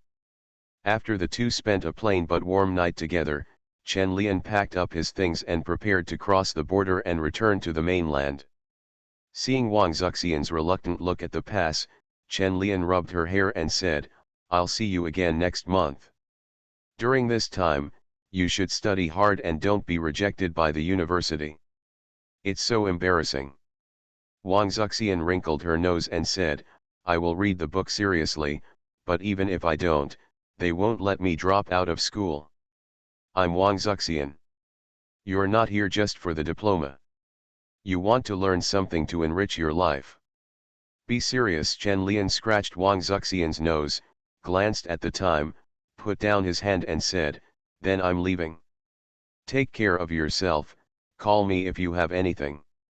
Wang Zuxian held Chen Lian's hand and watched him pull away little by little. She felt a little sad and said, "I have something to do now and I don't want you to leave." Chen Lian pursed his lips, took out his hand, hugged her and turned away. It's not a Qianyao drama, so it's better not to make the atmosphere so sad. After passing the customs and returning to the deep city, Chen Lian couldn't help but twitching at the corner of his mouth when he looked at the princess who had been waiting there for a long time. It was indeed not a Qianyao drama, this was clearly the temptation to go home. Chen Lian walked over carrying the box and said, "Why are you going back to the mainland?" The princess moved the sunglasses on her face down, looked at Chen Lian and said, "You care about me, I can go wherever I want." "Oh, then I'm leaving." "You can go wherever you like." Chen Lian glanced at the princess angrily. "Didn't he just ask you to hold on to the floor-to-ceiling window of the hotel to enchant her? How could you still hold a grudge?" Chen Lian carried his things and walked out. He looked at a bunch of unlicensed truck drivers on the side of the road and a few idle people whose eyes kept wandering. He turned back to the princess uneasily and said, "You can fly directly to the capital. I'll return it. I'm going to Yangcheng. You care about me, the princess replied again, then put on her sunglasses, turned around, got into a car, and left first. Chen Lian, no wonder my best friend is such a yin. It can make someone angry to death. Chen Lian was too lazy to care about her. He stood on the roadside and looked around, and then saw Xiao Lin Mua, who was sweating profusely under the shade of a tree. Second uncle, why don't you stay in the car? It's not hot outside. Chen Lian saw that his clothes were soaked through. Xiao Lin Mua, and couldn't help but sighed and said, we are not so poor that we can't afford gas, that's the point. How dare you say that? If I had known that hiring a celebrity would cost 2.8 million, I wouldn't have hired him at all, Xiao Linmu said with some distress. I thought you had many friends and it was just a friendship price. What the hell? It's so expensive for a long time. Chen Lian rolled his eyes at Xiao Linmu and said, friends have to settle accounts clearly. Besides, hiring a celebrity can quickly open up the market. You can earn back more than 2 million yuan in no time. You are confident? Xiao Linmu wiped his sweat, then walked towards the car, and turned back to Chen Lian and said, hurry up and follow me. There are many things in the factory waiting for me to go back and deal with it. Chen Lian quickly followed him carrying the box. More than 2 hours later, Chen Lian looked at the newly made samples and said to Xiao Linmu with some surprise, second uncle, the quality and workmanship are good. It will definitely beat Ado. It goes without saying that I have spent a lot of money on our U0026D and production. Xiao Linmu was a little proud. He put down the endorsement contract in his hand and said to Chen Lian, now that we add celebrity endorsements, I am confident that by the end of the year, I will surpass Love More sales. Then I'll be waiting to count the money. Chen Lian replied with a smile, then took a sip of water and said, I won't go home today. You can find someone to take me to the airport. So anxious, Xiao Linmu asked with a frown. Chen Lian said helplessly, if I don't go back to school, I will be expelled. Okay, school is important. I'll find someone to take you to the airport. Xiao Linmu didn't hesitate and immediately asked someone to drive Chen Lian to the airport. As he boarded the plane to the capital, Chen Lian was full of beautiful imaginations about the future. You have to do art, you have to make friends, you have to make money. After returning to the capital, Chen Lian's professional driver Zhou Gongzi did not come to pick him up. He said that he had picked up a movie and ran away to film. Chen Lian didn't go to the new house, and he hadn't told Uncle Chi and the neighbors in the yard that he was moving, so he couldn't move out quietly. If that happened, Uncle Chi would have to break his legs. In the courtyard, Chen Lian took out a bunch of things bought from Xiangjiang from the box and divided them among everyone. Then he said to Uncle Chi, Master, I bought a house over there in Fangchuan. I plan to move out in 2 days. Uncle Chi was stunned for a moment, then took a puff of dry cigarette and said, well, it's time to move out. We can't live in a large courtyard all our lives. Master, please move over and live with me. Chen Lian took a puff of cigarette, looked at Uncle Chi and said, I'm afraid of living alone. Hearing Chen Lian's nonsense, Uncle Chi slapped him and said, go away and play. Chen Lian rubbed his shoulders, and the cigarette butts in his hands fell to the ground. The old man's hand is still so strong, it really hurts to hit someone. But Uncle Chi didn't want to go with him. Chen Lian expected it. He had feelings for living in this courtyard all his life, and there were so many of his old friends in this courtyard, as well as Aunt Wang next door. Chen Lian stamped out the cigarette butts on the ground and said, if you don't want to live with me, I'll move out tomorrow. Hurry up, I'm annoyed when I see you. Uncle Chi knocked his cigarette pot on the ground and walked away swaying with his hands behind his back, but his back looked a little lonely. Seeing the old man like this, Chen Lian almost hesitated and considered whether to move, but when he returned to the house without air conditioning, he immediately gave up the idea. Still have to run towards a new life. Anyway, it's not far from my new home, so I just need to come back often to have a meal. Chen Lian simply packed up the things he wanted to take away in the house. He felt a little reluctant to look at this room. It will be demolished in a few years and we really won't be able to see it anymore. Just when Chen Lian was feeling sad, the phone rang suddenly. Chen Lian took it out and saw that it was the princess, so he reached out and hung up. I don't have time to talk to her, and no one can ruin my emo moment. The most important thing is that Chen Lian has a lot of thoughts in his mind now, and a lot of creative inspiration is bursting out. After turning off the phone that rang again, Chen Lian walked to the easel, nailed the canvas, sat in front of it, and slowly mixed the paint. The blank canvas was a complete picture gradually emerged in his mind. Chen Lian glanced at his little nest, picked up a pen and drew simple lines on the canvas, and then silently began to use paint to vent his inner emotions. The old tungsten lamp exuded a dark yellow light, casting many shadows on the old objects in the room. After the dimness, many nearly forgotten memories flooded into Chen Lian's mind. Those memories belong to another self, and they also belong to him. When he is about to say goodbye to this home full of memories, those memories come flooding out, seeming to remind Chen Lian where he comes from, and remind him that this place belongs to memories and past that are unique to him. The picture on the canvas becomes more and more complete, and the scene of the entire room appears on the canvas in an abstract form, warm and childlike but full of sadness of parting.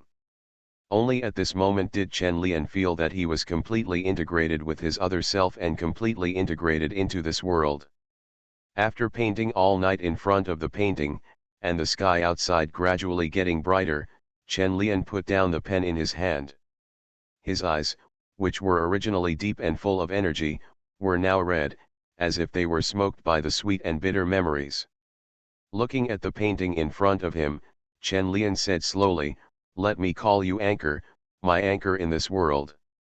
Compared with his previous works, this painting is the one that Chen Lian has poured the most emotion into and has the most resonance. Maybe it doesn't have fancy new forms, but it's simple and pure enough. Chen Lian stretched while looking at the rising sun outside, and murmured to himself, "The new life begins now." The first thing in Chen Lian's new life was to go to school. He used to be very reluctant, but today he was extra active and came to Nortel early. Looking at the students on campus who were making early achievements in 2s and 3s, Chen Lian felt a young and energetic vitality. Even if those classmates were sleepy and yawning, they still looked young. Who didn't spend their youth like this? Chen Lian stood there and watched for a while, then turned and walked towards his classroom. He was going to meet his classmates today, and he was looking forward to it. Chapter 2, there is another chapter, 10,000s of days, tens of thousands of days. Fringe artists in the entertainment industry. Author, Chizu de Xiaomao. Chapter 160. Chapter 158-156. Who asked you to seduce me first? At the end of September, Beijing is as sweltering as a big steamer, and the sun is so scorching that it seems to be scorching it. If you sprinkle some cumin on it, you can go to Donghuang Jinzhanda market and pretend to sell mutton skewers. Chen Lian wiped the sweat from his forehead and dropped the basketball in his hand on the ground. He really didn't want to move anymore. Just go to school and go to school. Why do you have to come here to play basketball and experience the passion of youth? Chen Lian felt that he must have been obsessed with drawing yesterday. Here a bottle of water was handed to Chen Lian. Jin Qiao took the initiative to sit next to Chen Lian and said, "Well, I wasn't the same person last time on the set." Chen Lian didn't hear what Jin Qiao said at all. He took the water and couldn't wait to pour it on his head. The cold water immediately wet his hair and splashed everywhere. Jin Qiao looked at her splashed skirt, silently moved it to the side, and retracted her apology. After being cooled down by the ice water, Chen Lian felt like he had returned to his senses. He turned to look at Jin Qiao and said, "Thank you for the water. What happened last time was nothing, so don't worry so much." Oh, Jin Qiao looked at Chen Lian whose shirt was soaked, and couldn't take his eyes away. Anyone who shows me his muscles is a good person. There are many people around the basketball court who also have their eyes on Chen Lian. Most of them are girls who come here because of his reputation, and there are also a few male classmates. Although the wet t-shirt was a little uncomfortable to wear, it had a very good cooling effect. Chen Lian gave up the plan of continuing to pay benefits. After taking a sip of water, he got up from the ground and ran onto the court.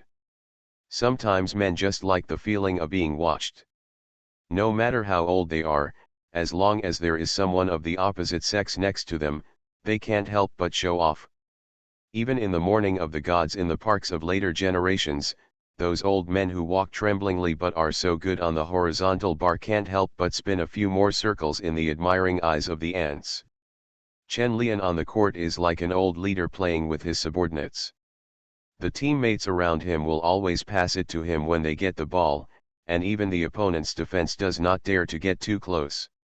The water leak was too serious, and Chen Lian had a great experience.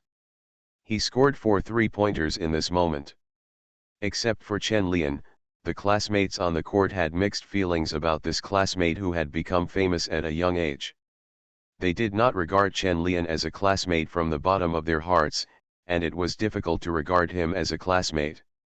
On a court full of C, after Chen Lian easily defeated his opponent, he suddenly felt that it was meaningless. There was no confrontation or collision at all. He might as well just shoot by himself.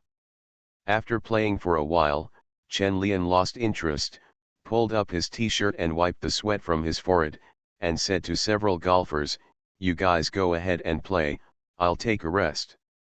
After Chen Lian came off the field and was replaced, the originally loose and boring game immediately became exciting. Chen Lian was speechless for a while. "Do you think it's boring?" Su Jinglei's voice suddenly sounded behind Chen Lian. Chen Lian looked back and nodded. Su Jinglei sat next to Chen Lian and said, "That's because you and they are no longer in the same world. You can't let go of them, and you feel scared." "It's just that I'm not familiar with it yet," Chen Lian said lightly. He didn't think it was that complicated. It's just a matter of young people playing it a few times. Su Jinglei smiled and said nothing, then glanced at Jin Qiao, who was 1 meter away, and said to Chen Lian, "The female students in your class are all very reserved." "Reserved?" Chen Lian turned his head and glanced at the girls in his class gathered together, and then said self-deprecatingly, "I'm not made of gold, so I'm not that attractive." "You are more attractive than gold. You will understand after you take a few more classes. This school is different from ordinary colleges." Su Jinglei sighed with emotion, and then took the initiative to invite me. "Do you have time in the evening?" Chen Lian, who was drinking water, looked up at Su Jinglei and said, "I have an appointment today." Su Jinglei couldn't help but frown slightly, and then said with some disappointment, "I also want to invite you to watch the movie. It will be released tomorrow." "What movie?" Chen Lian asked curiously. "The Lion King." "I've seen it. Please watch the CD someday." "Really?" Chen Lian mainly wanted to try the VCD produced by himself, but he had not tried the samples he brought back. After sitting on the edge of the court and chatting with Su Jinglei for a while, Chen Lian packed up his things and left, which immediately disappointed the girls who had been secretly watching around the court. "I haven't seen enough, I haven't taken off my t-shirt yet, why did I just leave?" However, these girls are not that bold yet and will not take the initiative to approach Chen Lian like Su Jinglei. They are all in a wait-and-see mode. It is estimated that they will be unable to resist chatting up in a few days. Chen Lian is really popular in Nortel now, mainly because the sense of mystery created during his freshman year is so alluring. Who wouldn't be curious? Zhang Qingqing and Chen Zihan, who had met Chen Lian several times, watched Chen Lian disappear from the stadium because of their hesitation.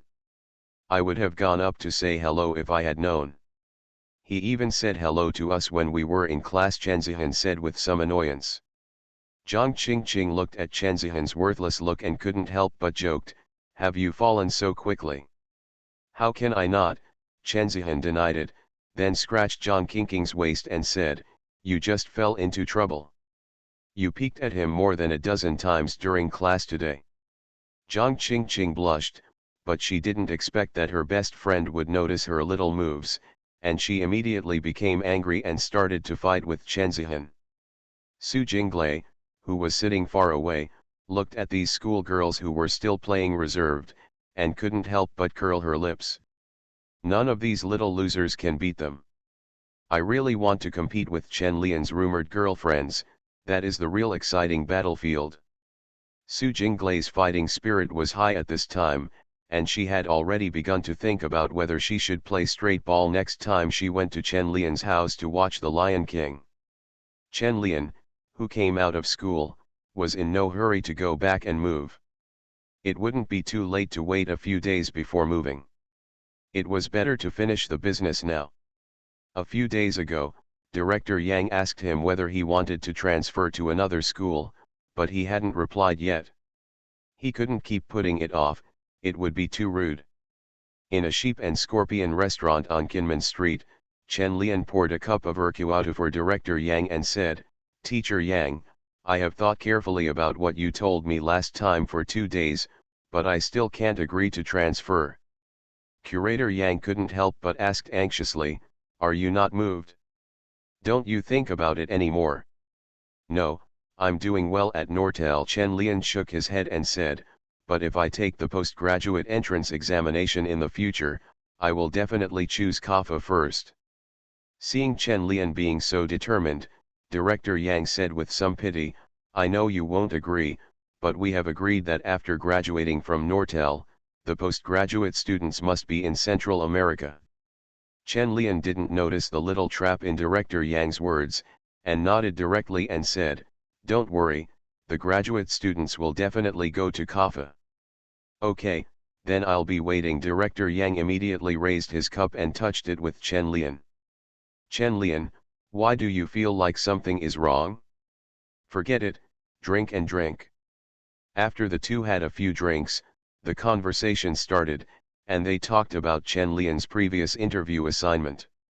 This is a good thing and a bad thing for you. Director Yang took a sip of wine and said with some dejection, art is a language, but it is almost extinct in China. No matter what you do, it's so good, but there are 2 big mountains pressing on it. Chen Lian put down his cup, stirred the tumbling red soup with his chopsticks and said, the languages of different places are different, just like food. Each place has its own local dishes. Some people think they are 2 different things. It's a big mountain, but why not plant it full of flowers and turn it into art? Chen Lian understood what Director Yang mentioned about the 2 mountains, one is traditional culture and the other is the propaganda system. These are the 2 biggest obstacles to the development of contemporary art in China. This is also the reason why many contemporary artists choose to develop abroad. But after Chen Lian had so many discussions with Claire in Venice, he gradually came to understand that art is first of all national, and then global.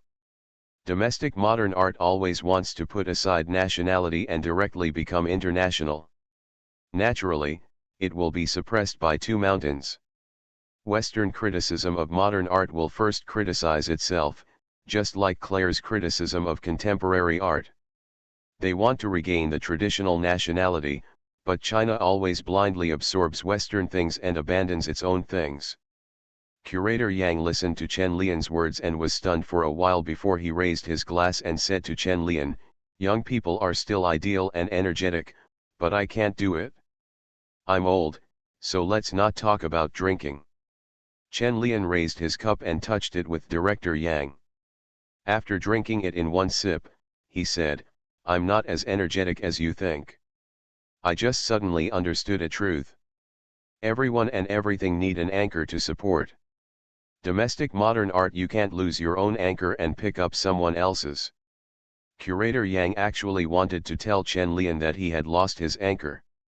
It was not that we wanted to lose it, but that we really couldn't find the anchor. It seemed to be hidden by someone.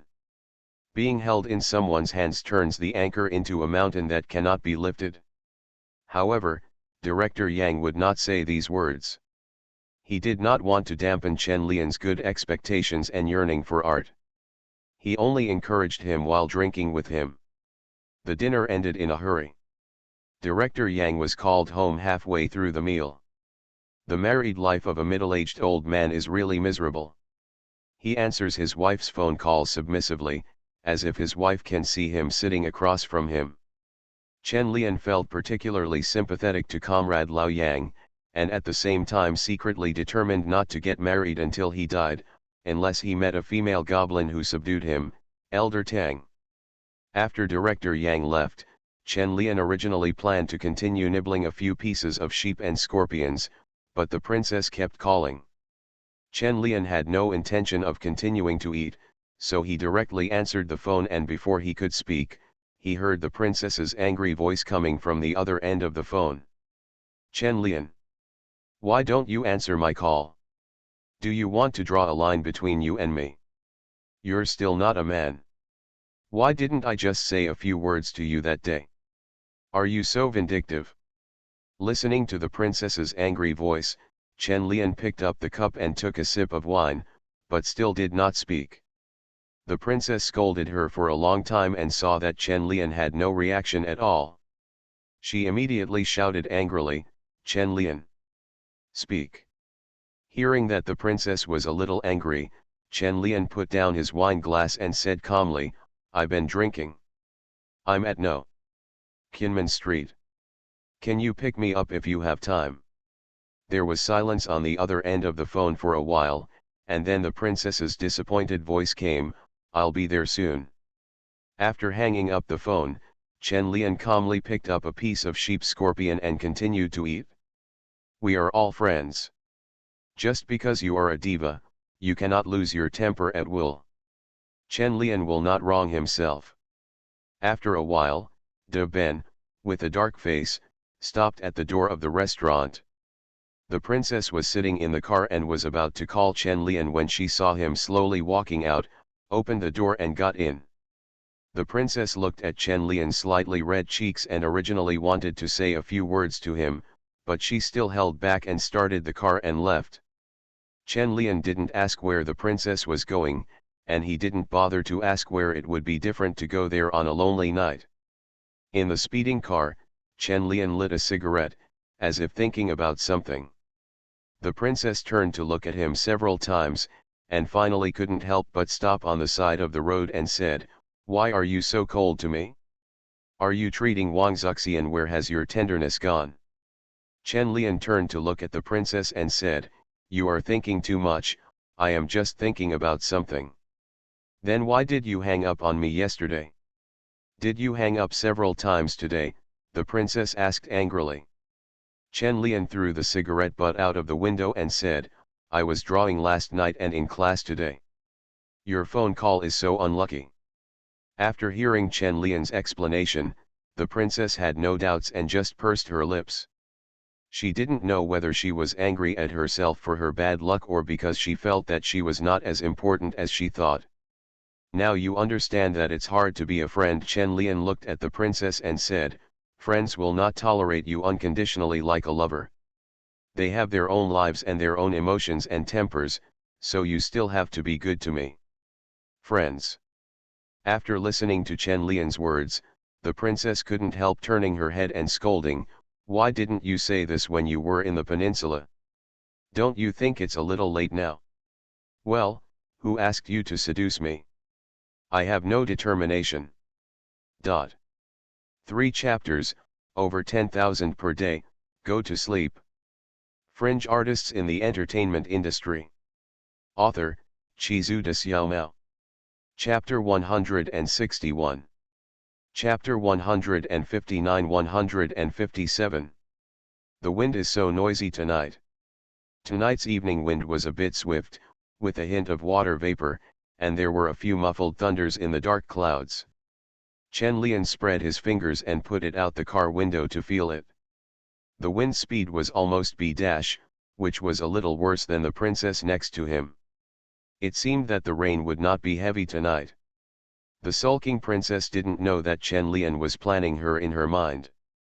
She looked at Chen Lian angrily and said, "Why are you laughing?" "It's nothing." Chen Lian glanced at the princess's chest rising and falling due to breathing and said, "Let's go, it's going to rain soon." As soon as Chen Lian finished speaking, a blazing white lightning flashed in the dark clouds, and then raindrops as big as peas fell down.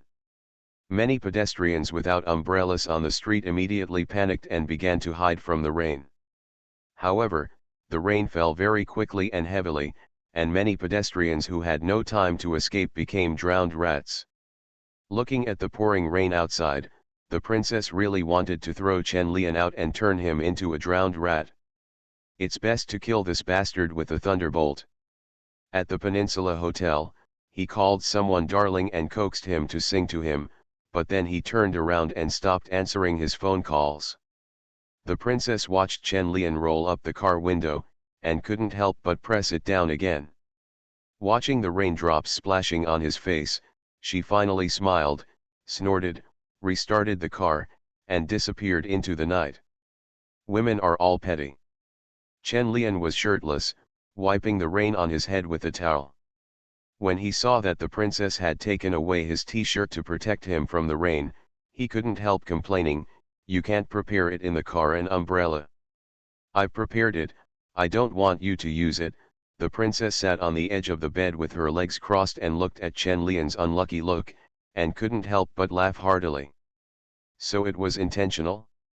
Chen Lian threw the towel in his hand on the ground and walked towards the princess aggressively, deciding to teach her to sing "Conquer Tonight." The princess did not feel timid at all when she saw the approaching Chen Lian. Instead, she raised her legs and pressed her toes against Chen Lian, and said in an enchanting voice, "What do you want to do?" Chen Lian lowered his head and glanced at the place where Fei Wang's toes were resting. He took a deep breath and smiled, then slowly opened the curtains. The strong wind and rain outside were particularly suitable for the scene.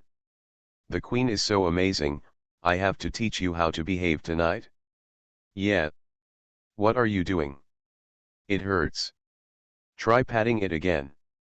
"Don't you want to ignore me?" "You can ignore me if you can." The princess's protest had no effect. Chen Lian made up his mind to teach this woman a lesson. He would be merciless. It would be very dangerous if he didn't use an umbrella for himself. "Okay." Seeing Chen Lian's angry look, the princess slowly stopped talking. "What a stingy man. It's not generous at all. What's wrong with not holding an umbrella when it rains? What's the danger? The big deal is hum." I don't know how long it took, but Chen Lian wiped his sweat and asked, "Do you still dare to lose your temper in the future?" "I won't." The princess closed her eyes and sweat broke out on her forehead. Her thin eyebrows knitted together and she shouted unconvincingly, "Come back if you have the ability." After hearing what the princess said, Chen Lian suddenly felt provoked. How could he bear this? "If you are not cured tonight, you will not be able to go to heaven in the future."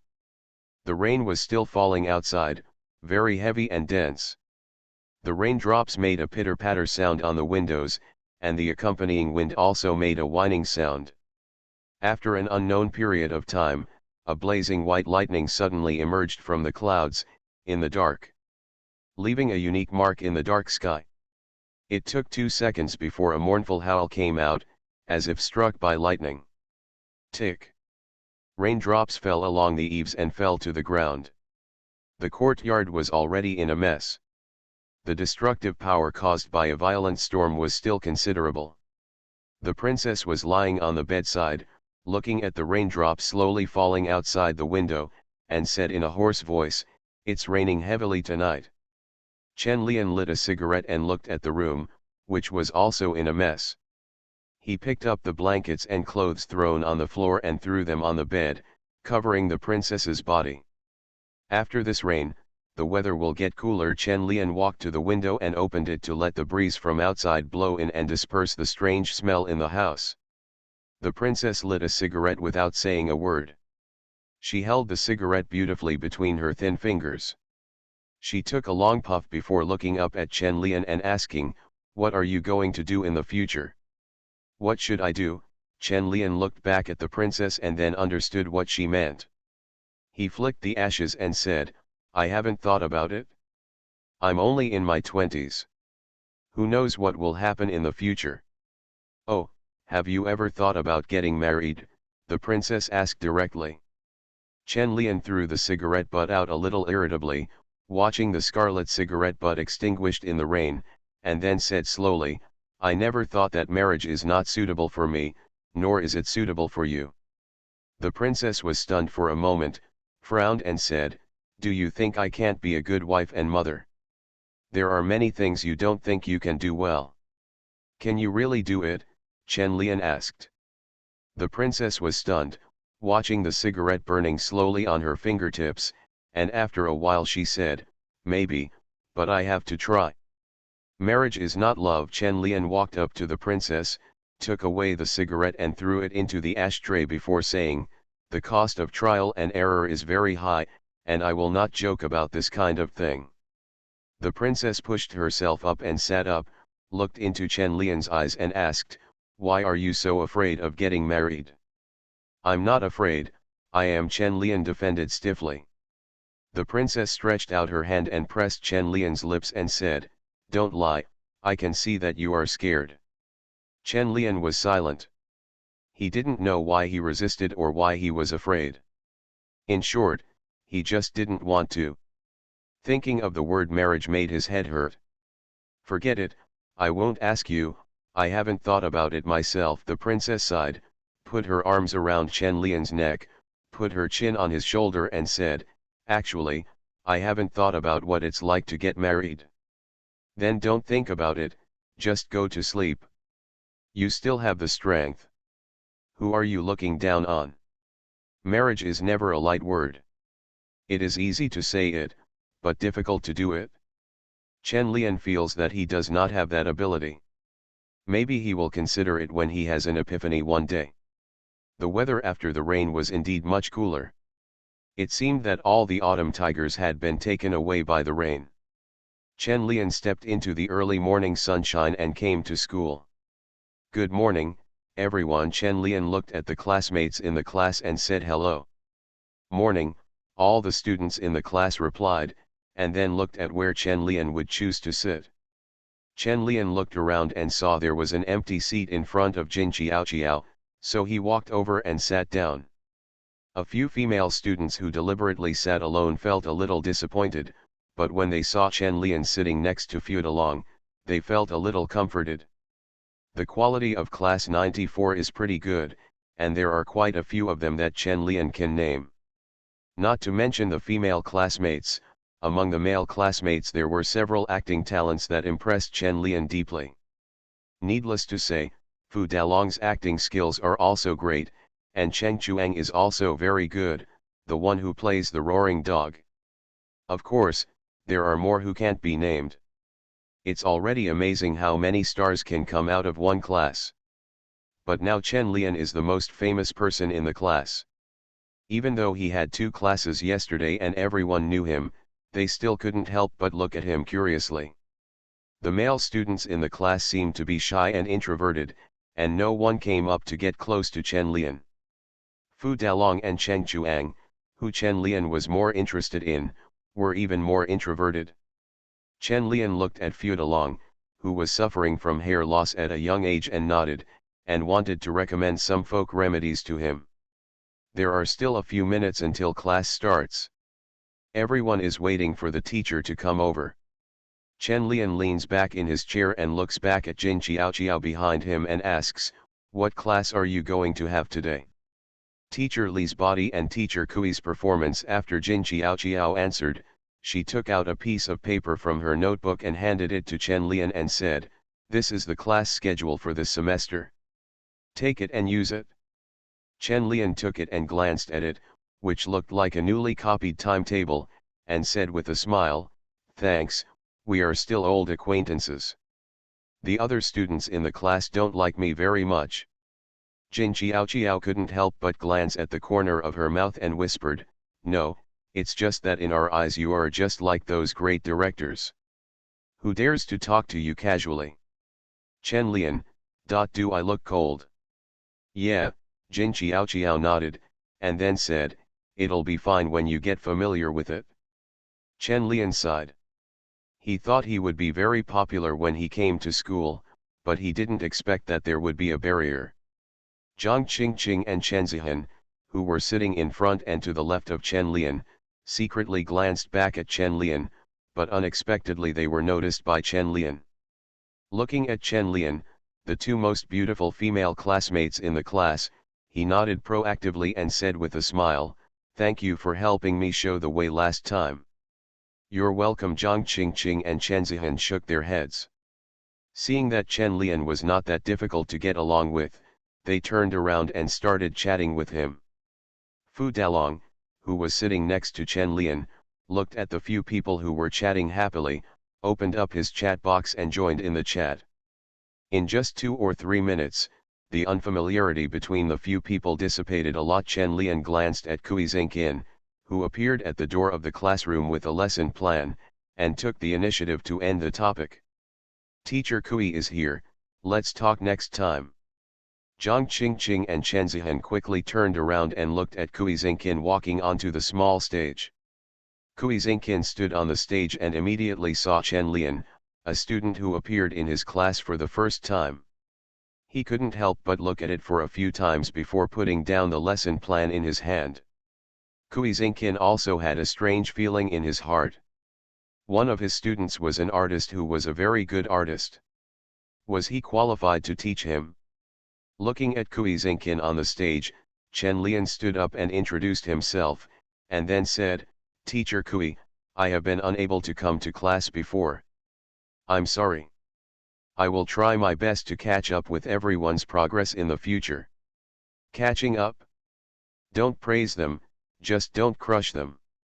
During this period, Director Chen is praising you every day in the circle. Huo Jiankai from Beijing Film Studio also says to everyone that Chen Lian is great at art and his acting skills are also very good. Superb. A strange thought flashed through Kui Xingqian's mind. She nodded without changing her expression and asked Chen Lian to sit down with a smile. An eagle suddenly appeared among a group of chickens. Kui Xingqian really didn't know how to teach him. It was too simple. He was worried that Chen Lian would think he was not good at it. It was too difficult, and he was worried that others would not be able to learn well. There is still pressure to teach a great artist.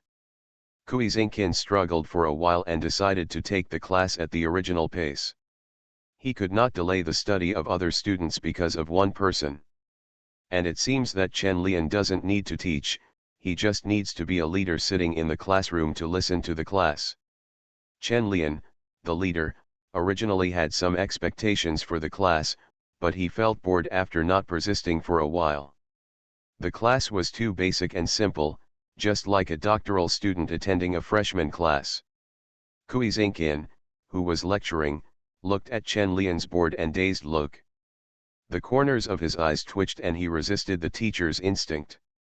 The school specifically stated that it must be tolerant and supportive of Chen Lian, and must not let Kapha take advantage of him. It's hard to take care of this kind of student, why not give him a holiday? It simply demotivates teachers.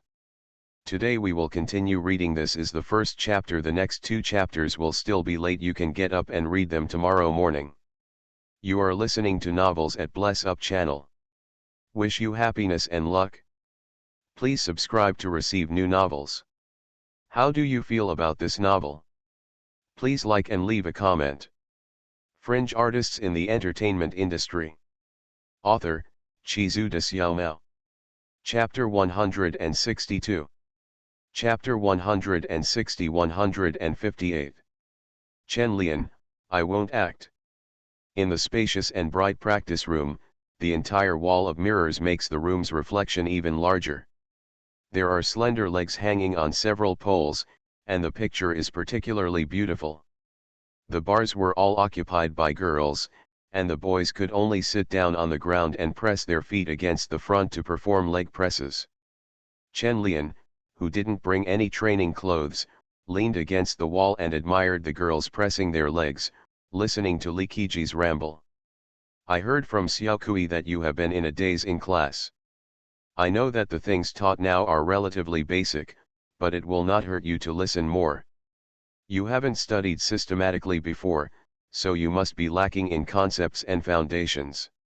After Teacher Li said a few words, he turned to look at Chen Lian, who was admiring his beautiful legs, slapped him angrily and cursed, "I'm talking to you, what are you looking at?" "Of course, it's the legs.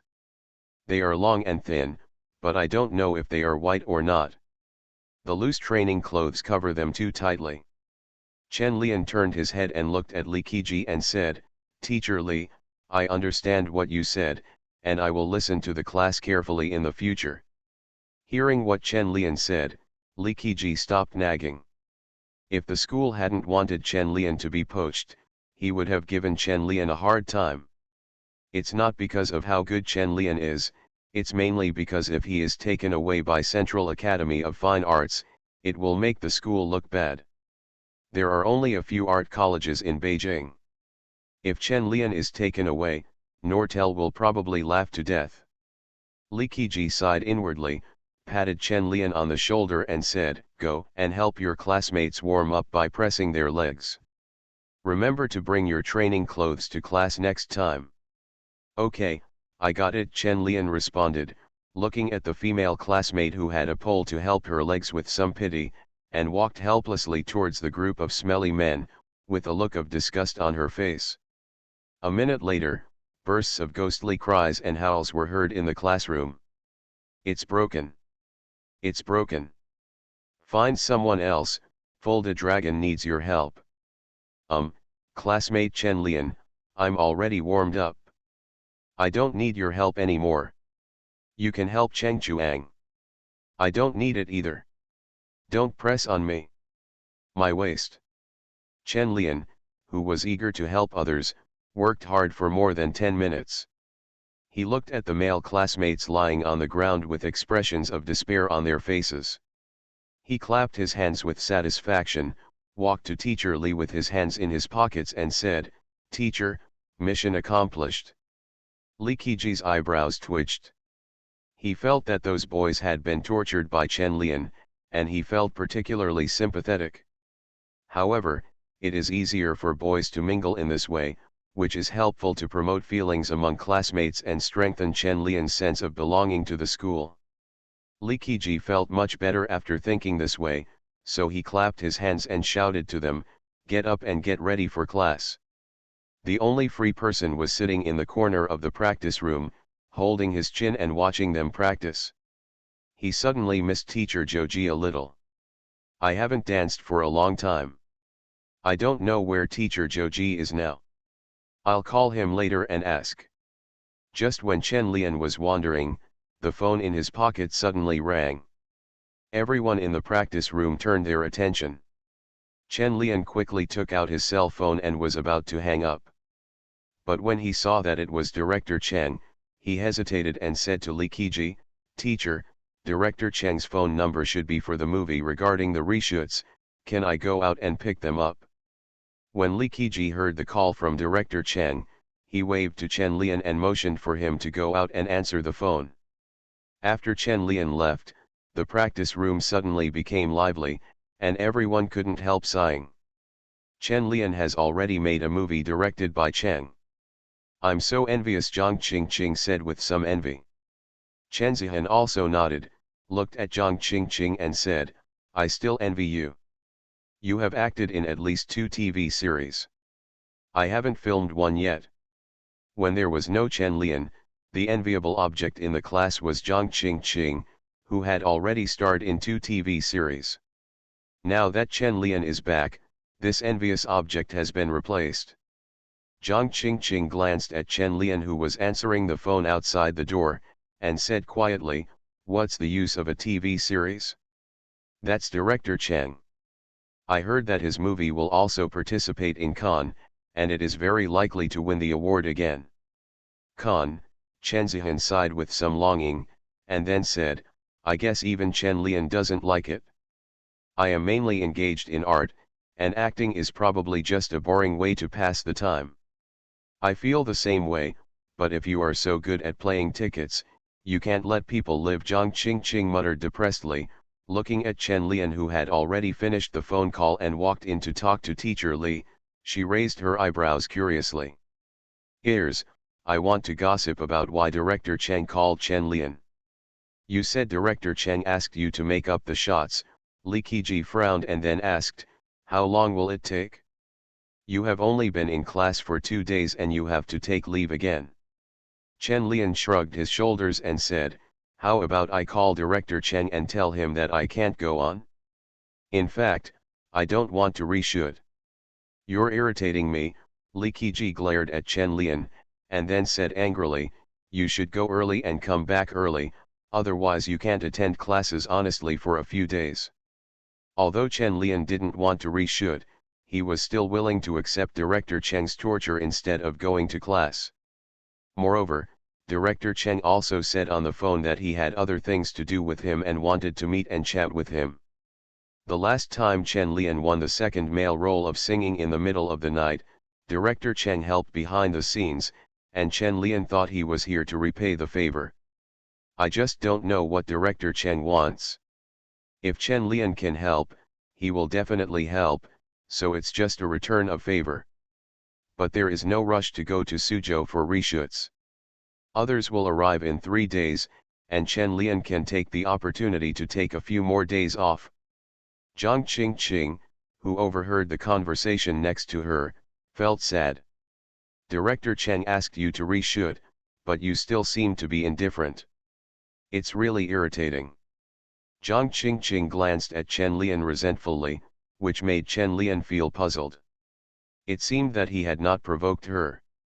When get out of class was over, when everyone was packing up and preparing to go back to the dormitory to take a shower, Chen Lian took the initiative to walk up to Zhang Qingqing. Seeing the fine beads of sweat hanging on her reddish face, he handed over a tissue and said, "Why did you look at me like that in class just now?" When other people in the practice room saw this scene, they subconsciously slowed down their movements, their faces full of excitement, and they looked at Chen Lian and Zhang Qingqing from the corner of their eyes. Hearing Chen Lian's words, Zhang Qingqing suddenly felt embarrassed, and her already red face turned even redder. Looking at Chen Lian's confused eyes, she quickly said to hide her embarrassment, "No, you are wrong." "Okay, I thought I had offended you somewhere." Chen Lian withdrew his hand and put the piece of paper she didn't take into his pocket again. Seeing Chen Lian put the paper back into his pocket, Zhang Qingqing felt a flash of annoyance in her heart. She felt that she was really embarrassed today, so she hugged her own things and ran away while pulling Chen Zihan, who was watching the show next to her. Chen Lian looked at Zhang Qingqing's leaving figure and couldn't help but smile before leaving the practice room with his hands in his pockets. On the way back to the dormitory, Chen Zihan pulled Zhang Qingqing and asked curiously, "What happened just now? It's so embarrassing." "Stop asking." Zhang Qingqing just felt embarrassed, as if she had been caught speaking ill of someone behind their back. There was no need to go to school tomorrow.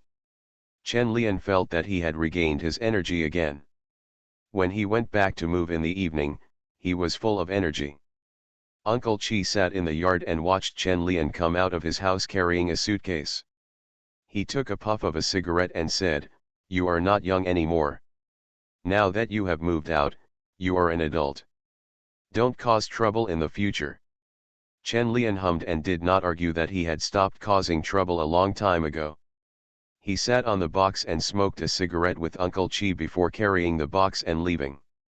He didn't bring anything in the box, except his parents' photos and some of his clothes. After arriving at his new home, Chen Lian laid out the photos of his parents, burned incense and bowed before saying softly, "I'm moving. You and I, please don't make mistakes in your dreams in the future."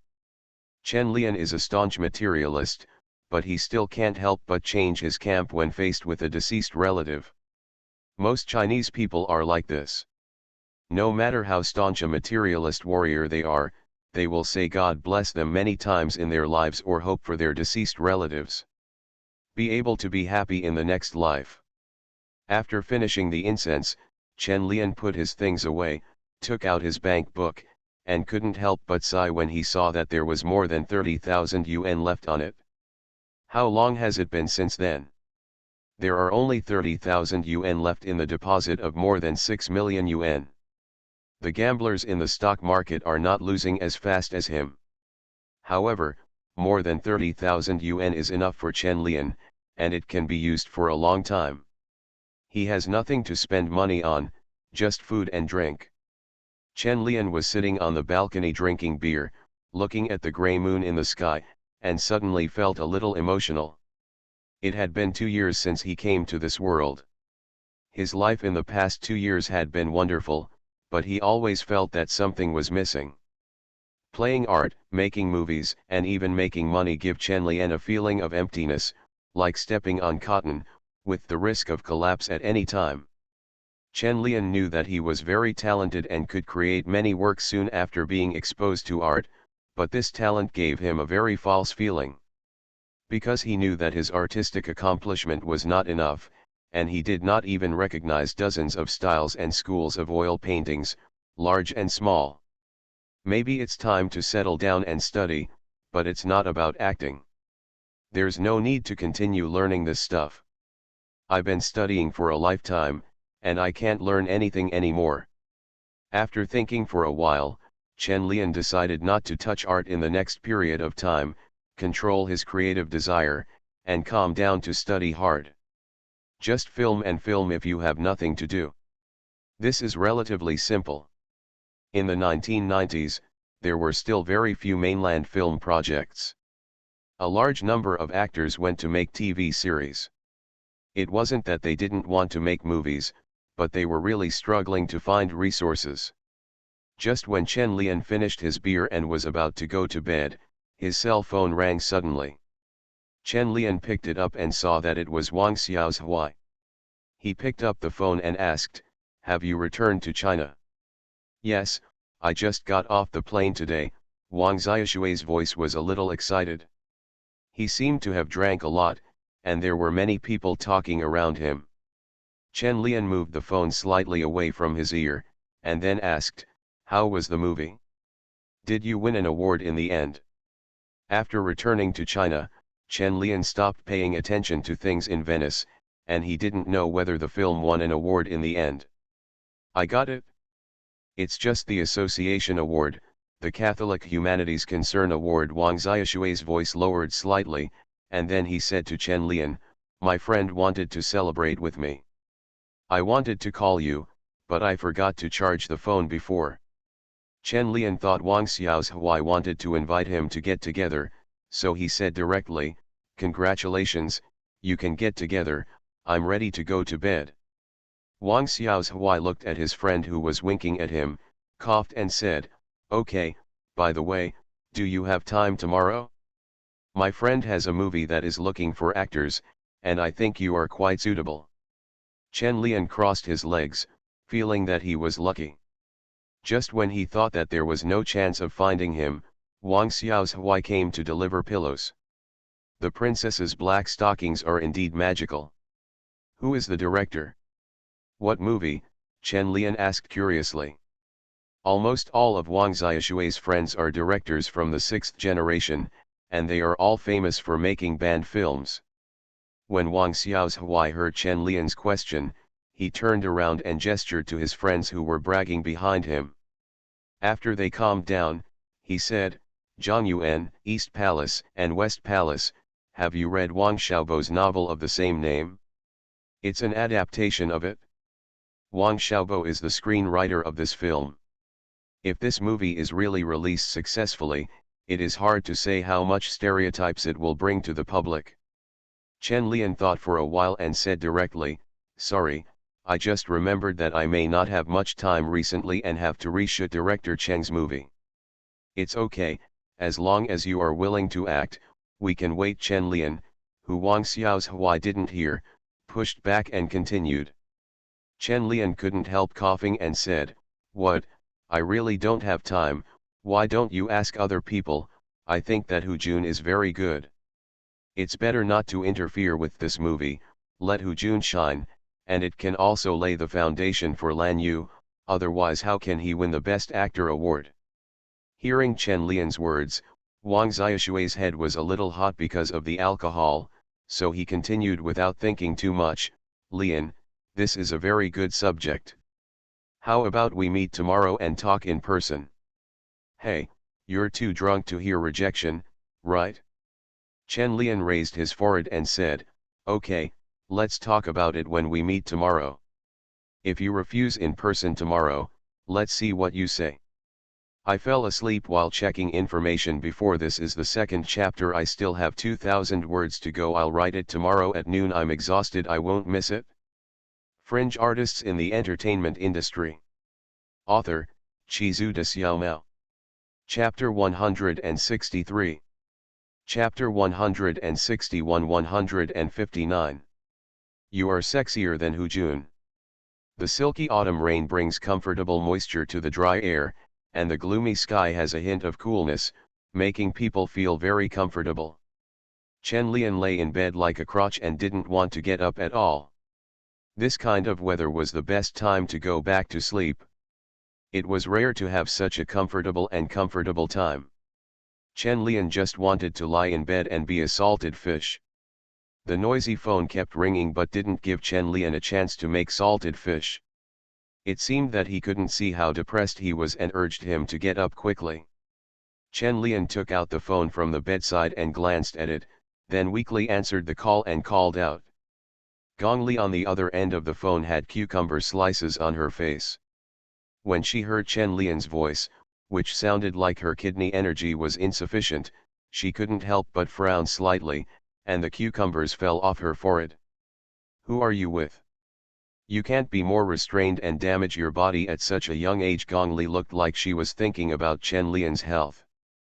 How can a good sister have other small thoughts? She is just worried about her brother's health. She is not jealous or thinking about her own happiness. Chen Lian put the phone on his belly, feeling tired even holding it in his hand. Hearing Gong Li's slightly jealous accusation, he said feebly, I'm at home alone. I don't understand what you said. Then why are you so weak? Gong Li asked a little doubtfully. I just woke up and don't want to move, Chen Lian explained, and asked hesitantly, why are you calling me? If it's okay, I'll hang up. Gong Li took off the cucumber on her face and asked, has Director Cheng called you? When are you going to Suzhou? Isn't it the day after tomorrow? Let's go the day after tomorrow, Chen Lian replied calmly. I want to go tomorrow, and you come with me. Oh, then you can pick me up tomorrow. I want to sleep for a while. After saying that, Chen Lian put aside the phone on his stomach, turned over, put his buttocks out, hugged the pillow and squinted comfortably. Listening to Chen Lian's even breathing, Gong Li couldn't help but smile and hung up the phone. Then she looked at the fine wrinkles at the corners of her eyes in the mirror and gently smoothed them with her fingers. She is already 30 years old this year. Looking at the bottles and jars of skincare products on the table, Gong Li sighed slightly, silently counting the time, and her eyes lit up again. On the other side, Chen Lian, who had taken a nap, was called out by Wang Xiaoshui's phone call. Chen Lian tidied up casually and went out. There was no need to dress up when meeting a few men. In a cafe in Xinjiaikao, Chen Lian met Wang Xiaohui, Zhang Yuan, and Wang Xiaobo. After a simple greeting, Chen Lian listened to Zhang Yuan talk about how he planned to shoot the movie East Palace and West Palace, his creative concept and the meaning of the film. Chen Lian wanted to interrupt and said that he would not make a movie with such a theme, but looking at Zhang Yuan's chatter, he tried several times to interrupt but failed to find a chance. Chen Lian didn't think he could make a movie with such a subject well, and it was a taboo subject. This made Chen Lian very scrupulous. He didn't even read the script handed over by Zhang Yuan. He just said slightly apologetically, I'm sorry. Although I am very interested in this subject, I can't act because of some special circumstances, and it's easy to get banned. Wang Xiaohui was stunned for a moment, looked at Chen Lian and said, are you still afraid of this? This is a movie invested by China Film Group and will not be banned. Chen Lian didn't know how to explain it. The main reason was that he couldn't write and act. And as a man with normal orientation, I really can't act out that feeling. Thinking of this, Chen Lian immediately shook his head and found an excuse and said, "This is not the main reason. It is not important. The important thing is that my current status is not suitable for starring in such controversial subjects." Zhang Yuan frowned slightly and glanced at Chen Lian, then turned to look at Wang Xiaohui, his eyes seeming to ask, "Is this the drama lunatic you are talking about? This is simply too rational and good at weighing the pros and cons." Wang Xiaohui was also puzzled. Why did Chen Lian suddenly change? His dedication to art was gone. Besides, you are now an artist, so why are you so sensitive? Looking at their confused looks, Chen Lian coughed and said, "After returning from Venice, I joined the Artists Association, and was arranged for a lot of publicity. I was promoted as a model. I will also represent China in a while. Even if I wanted to perform at the Tokyo Art Exhibition, I probably wouldn't be able to do it." Wang Xiaohui, "But, this subject matter is really meaningful. You are not tempted at all. How about you read the script?" Wang Xiaobo sat beside him and remained silent. Looking at Chen Lian's evasive appearance, a trace of disappointment and contempt flashed in his heart. He took the initiative to end the topic and said, "Since Mr. Chen is not willing, then forget it. I think Mr. Hu is not bad." "That's right," Chen Lian said immediately, "I also think Hu Jun is very suitable for this kind of subject. He is very sexy and seems to be the representative of sensuality."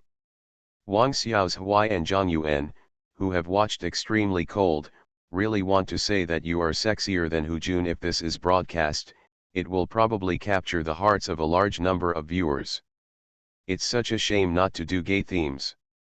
Looking at the looks in Wang Xiaoshui's and Zhang Yuan's eyes, Chen Lian sat back slightly and felt that there was something wrong with their looks. He also looked like this when he looked at beautiful women. Chen Lian actually feels that it is a pity. The movie itself is still very meaningful. Same-sex people are not recognized in society, and many young people have not established correct gender concepts. If they can learn about this group through a movie, maybe it will prevent many people from blindly classifying themselves into the category of the same sex. But no matter how unfortunate it was, Chen Lian couldn't act. If director Wang knew that he was acting in such a movie, he would probably have himself banned and let himself wander. If Chen Lian painted this kind of subject himself, there would be no problem, but it is definitely not suitable for acting in a movie. The influence is too wide and it is easy to lose harmony. You can keep paintings without taking them out, but not movies. You can't just spend tens or even millions on them and watch them at home. After repeatedly rejecting Wang Xiaohui and Zhang Yuan, Chen Lian left on his own initiative. He couldn't just give them a meal if he didn't act anymore. It was unreasonable. After coming out of the coffee shop, Chen Lian looked at the advertisements and slogans all over the street and fell into silence for a while. The economy can be reformed, but some things cannot. Chen Lian lit a cigarette and looked at the fashionable girls on the street. He suddenly thought of the time in the 1980s when he was scolded for wearing bell-bottom pants. Every era has bright and positive sides, as well as unspeakable pain points. We don't necessarily have to uncover the scar now. When the scar has healed and no longer hurts, we can point to that scar and tell our story. Maybe it will be better. Chen Lian looked at the smiling faces on the street and felt that this era was still beautiful. It's better to let Zhang Yuan and the others worry about the movie East Palace and West Palace. It's good to be a salted fish by yourself. Zhang Yuan is indeed a little worried. It is really difficult to find actors for gay-themed movies, and most actors are not willing to accept them. Having contacted Hu Jun before, he was also hesitant. Now that Chen Lian also refused, Zhang Yuan could only continue to fool Hu Jun. In addition to Hu Jun, he had to find another actor. It's hard to find another role. There are many large-scale plots in it that ordinary people really can't accept and may not be able to perform. Let me just say one thing, would you like to dress up as a woman? No dog author would be willing to write a book, let alone a normal actor. Zhang Yuan thought about it for a long time, thinking that it was impossible to find a professional who was not a professional actor. Maybe the performance would be different and exciting.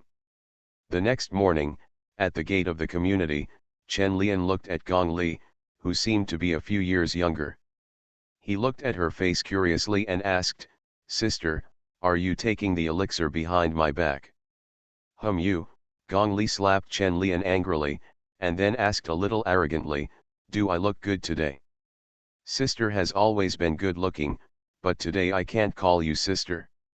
"I should call you sister." Chen Lian smiled and hugged Gong Li's waist and said, "Look, does it look like a brother with a sister?" Gong Li slapped Chen Lian's restless hand away and said, "Is there such a dishonest brother as you?" "Brother Qing is like this, isn't he?"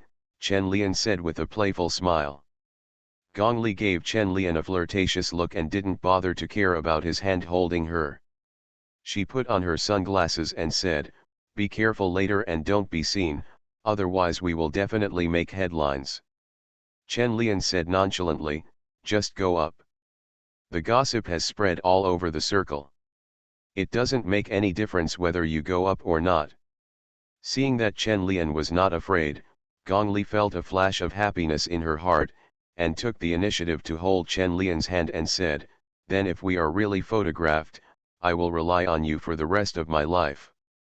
Then I'll make a call now to break the news and ask reporters to come over and take secret photos."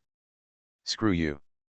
Originally, I planned to update it at noon, but due to some reasons, I temporarily adjusted the plot and subsequent outline. However, I still finished it. There are still 3 chapters tonight, and I will not miss one chapter intentionally.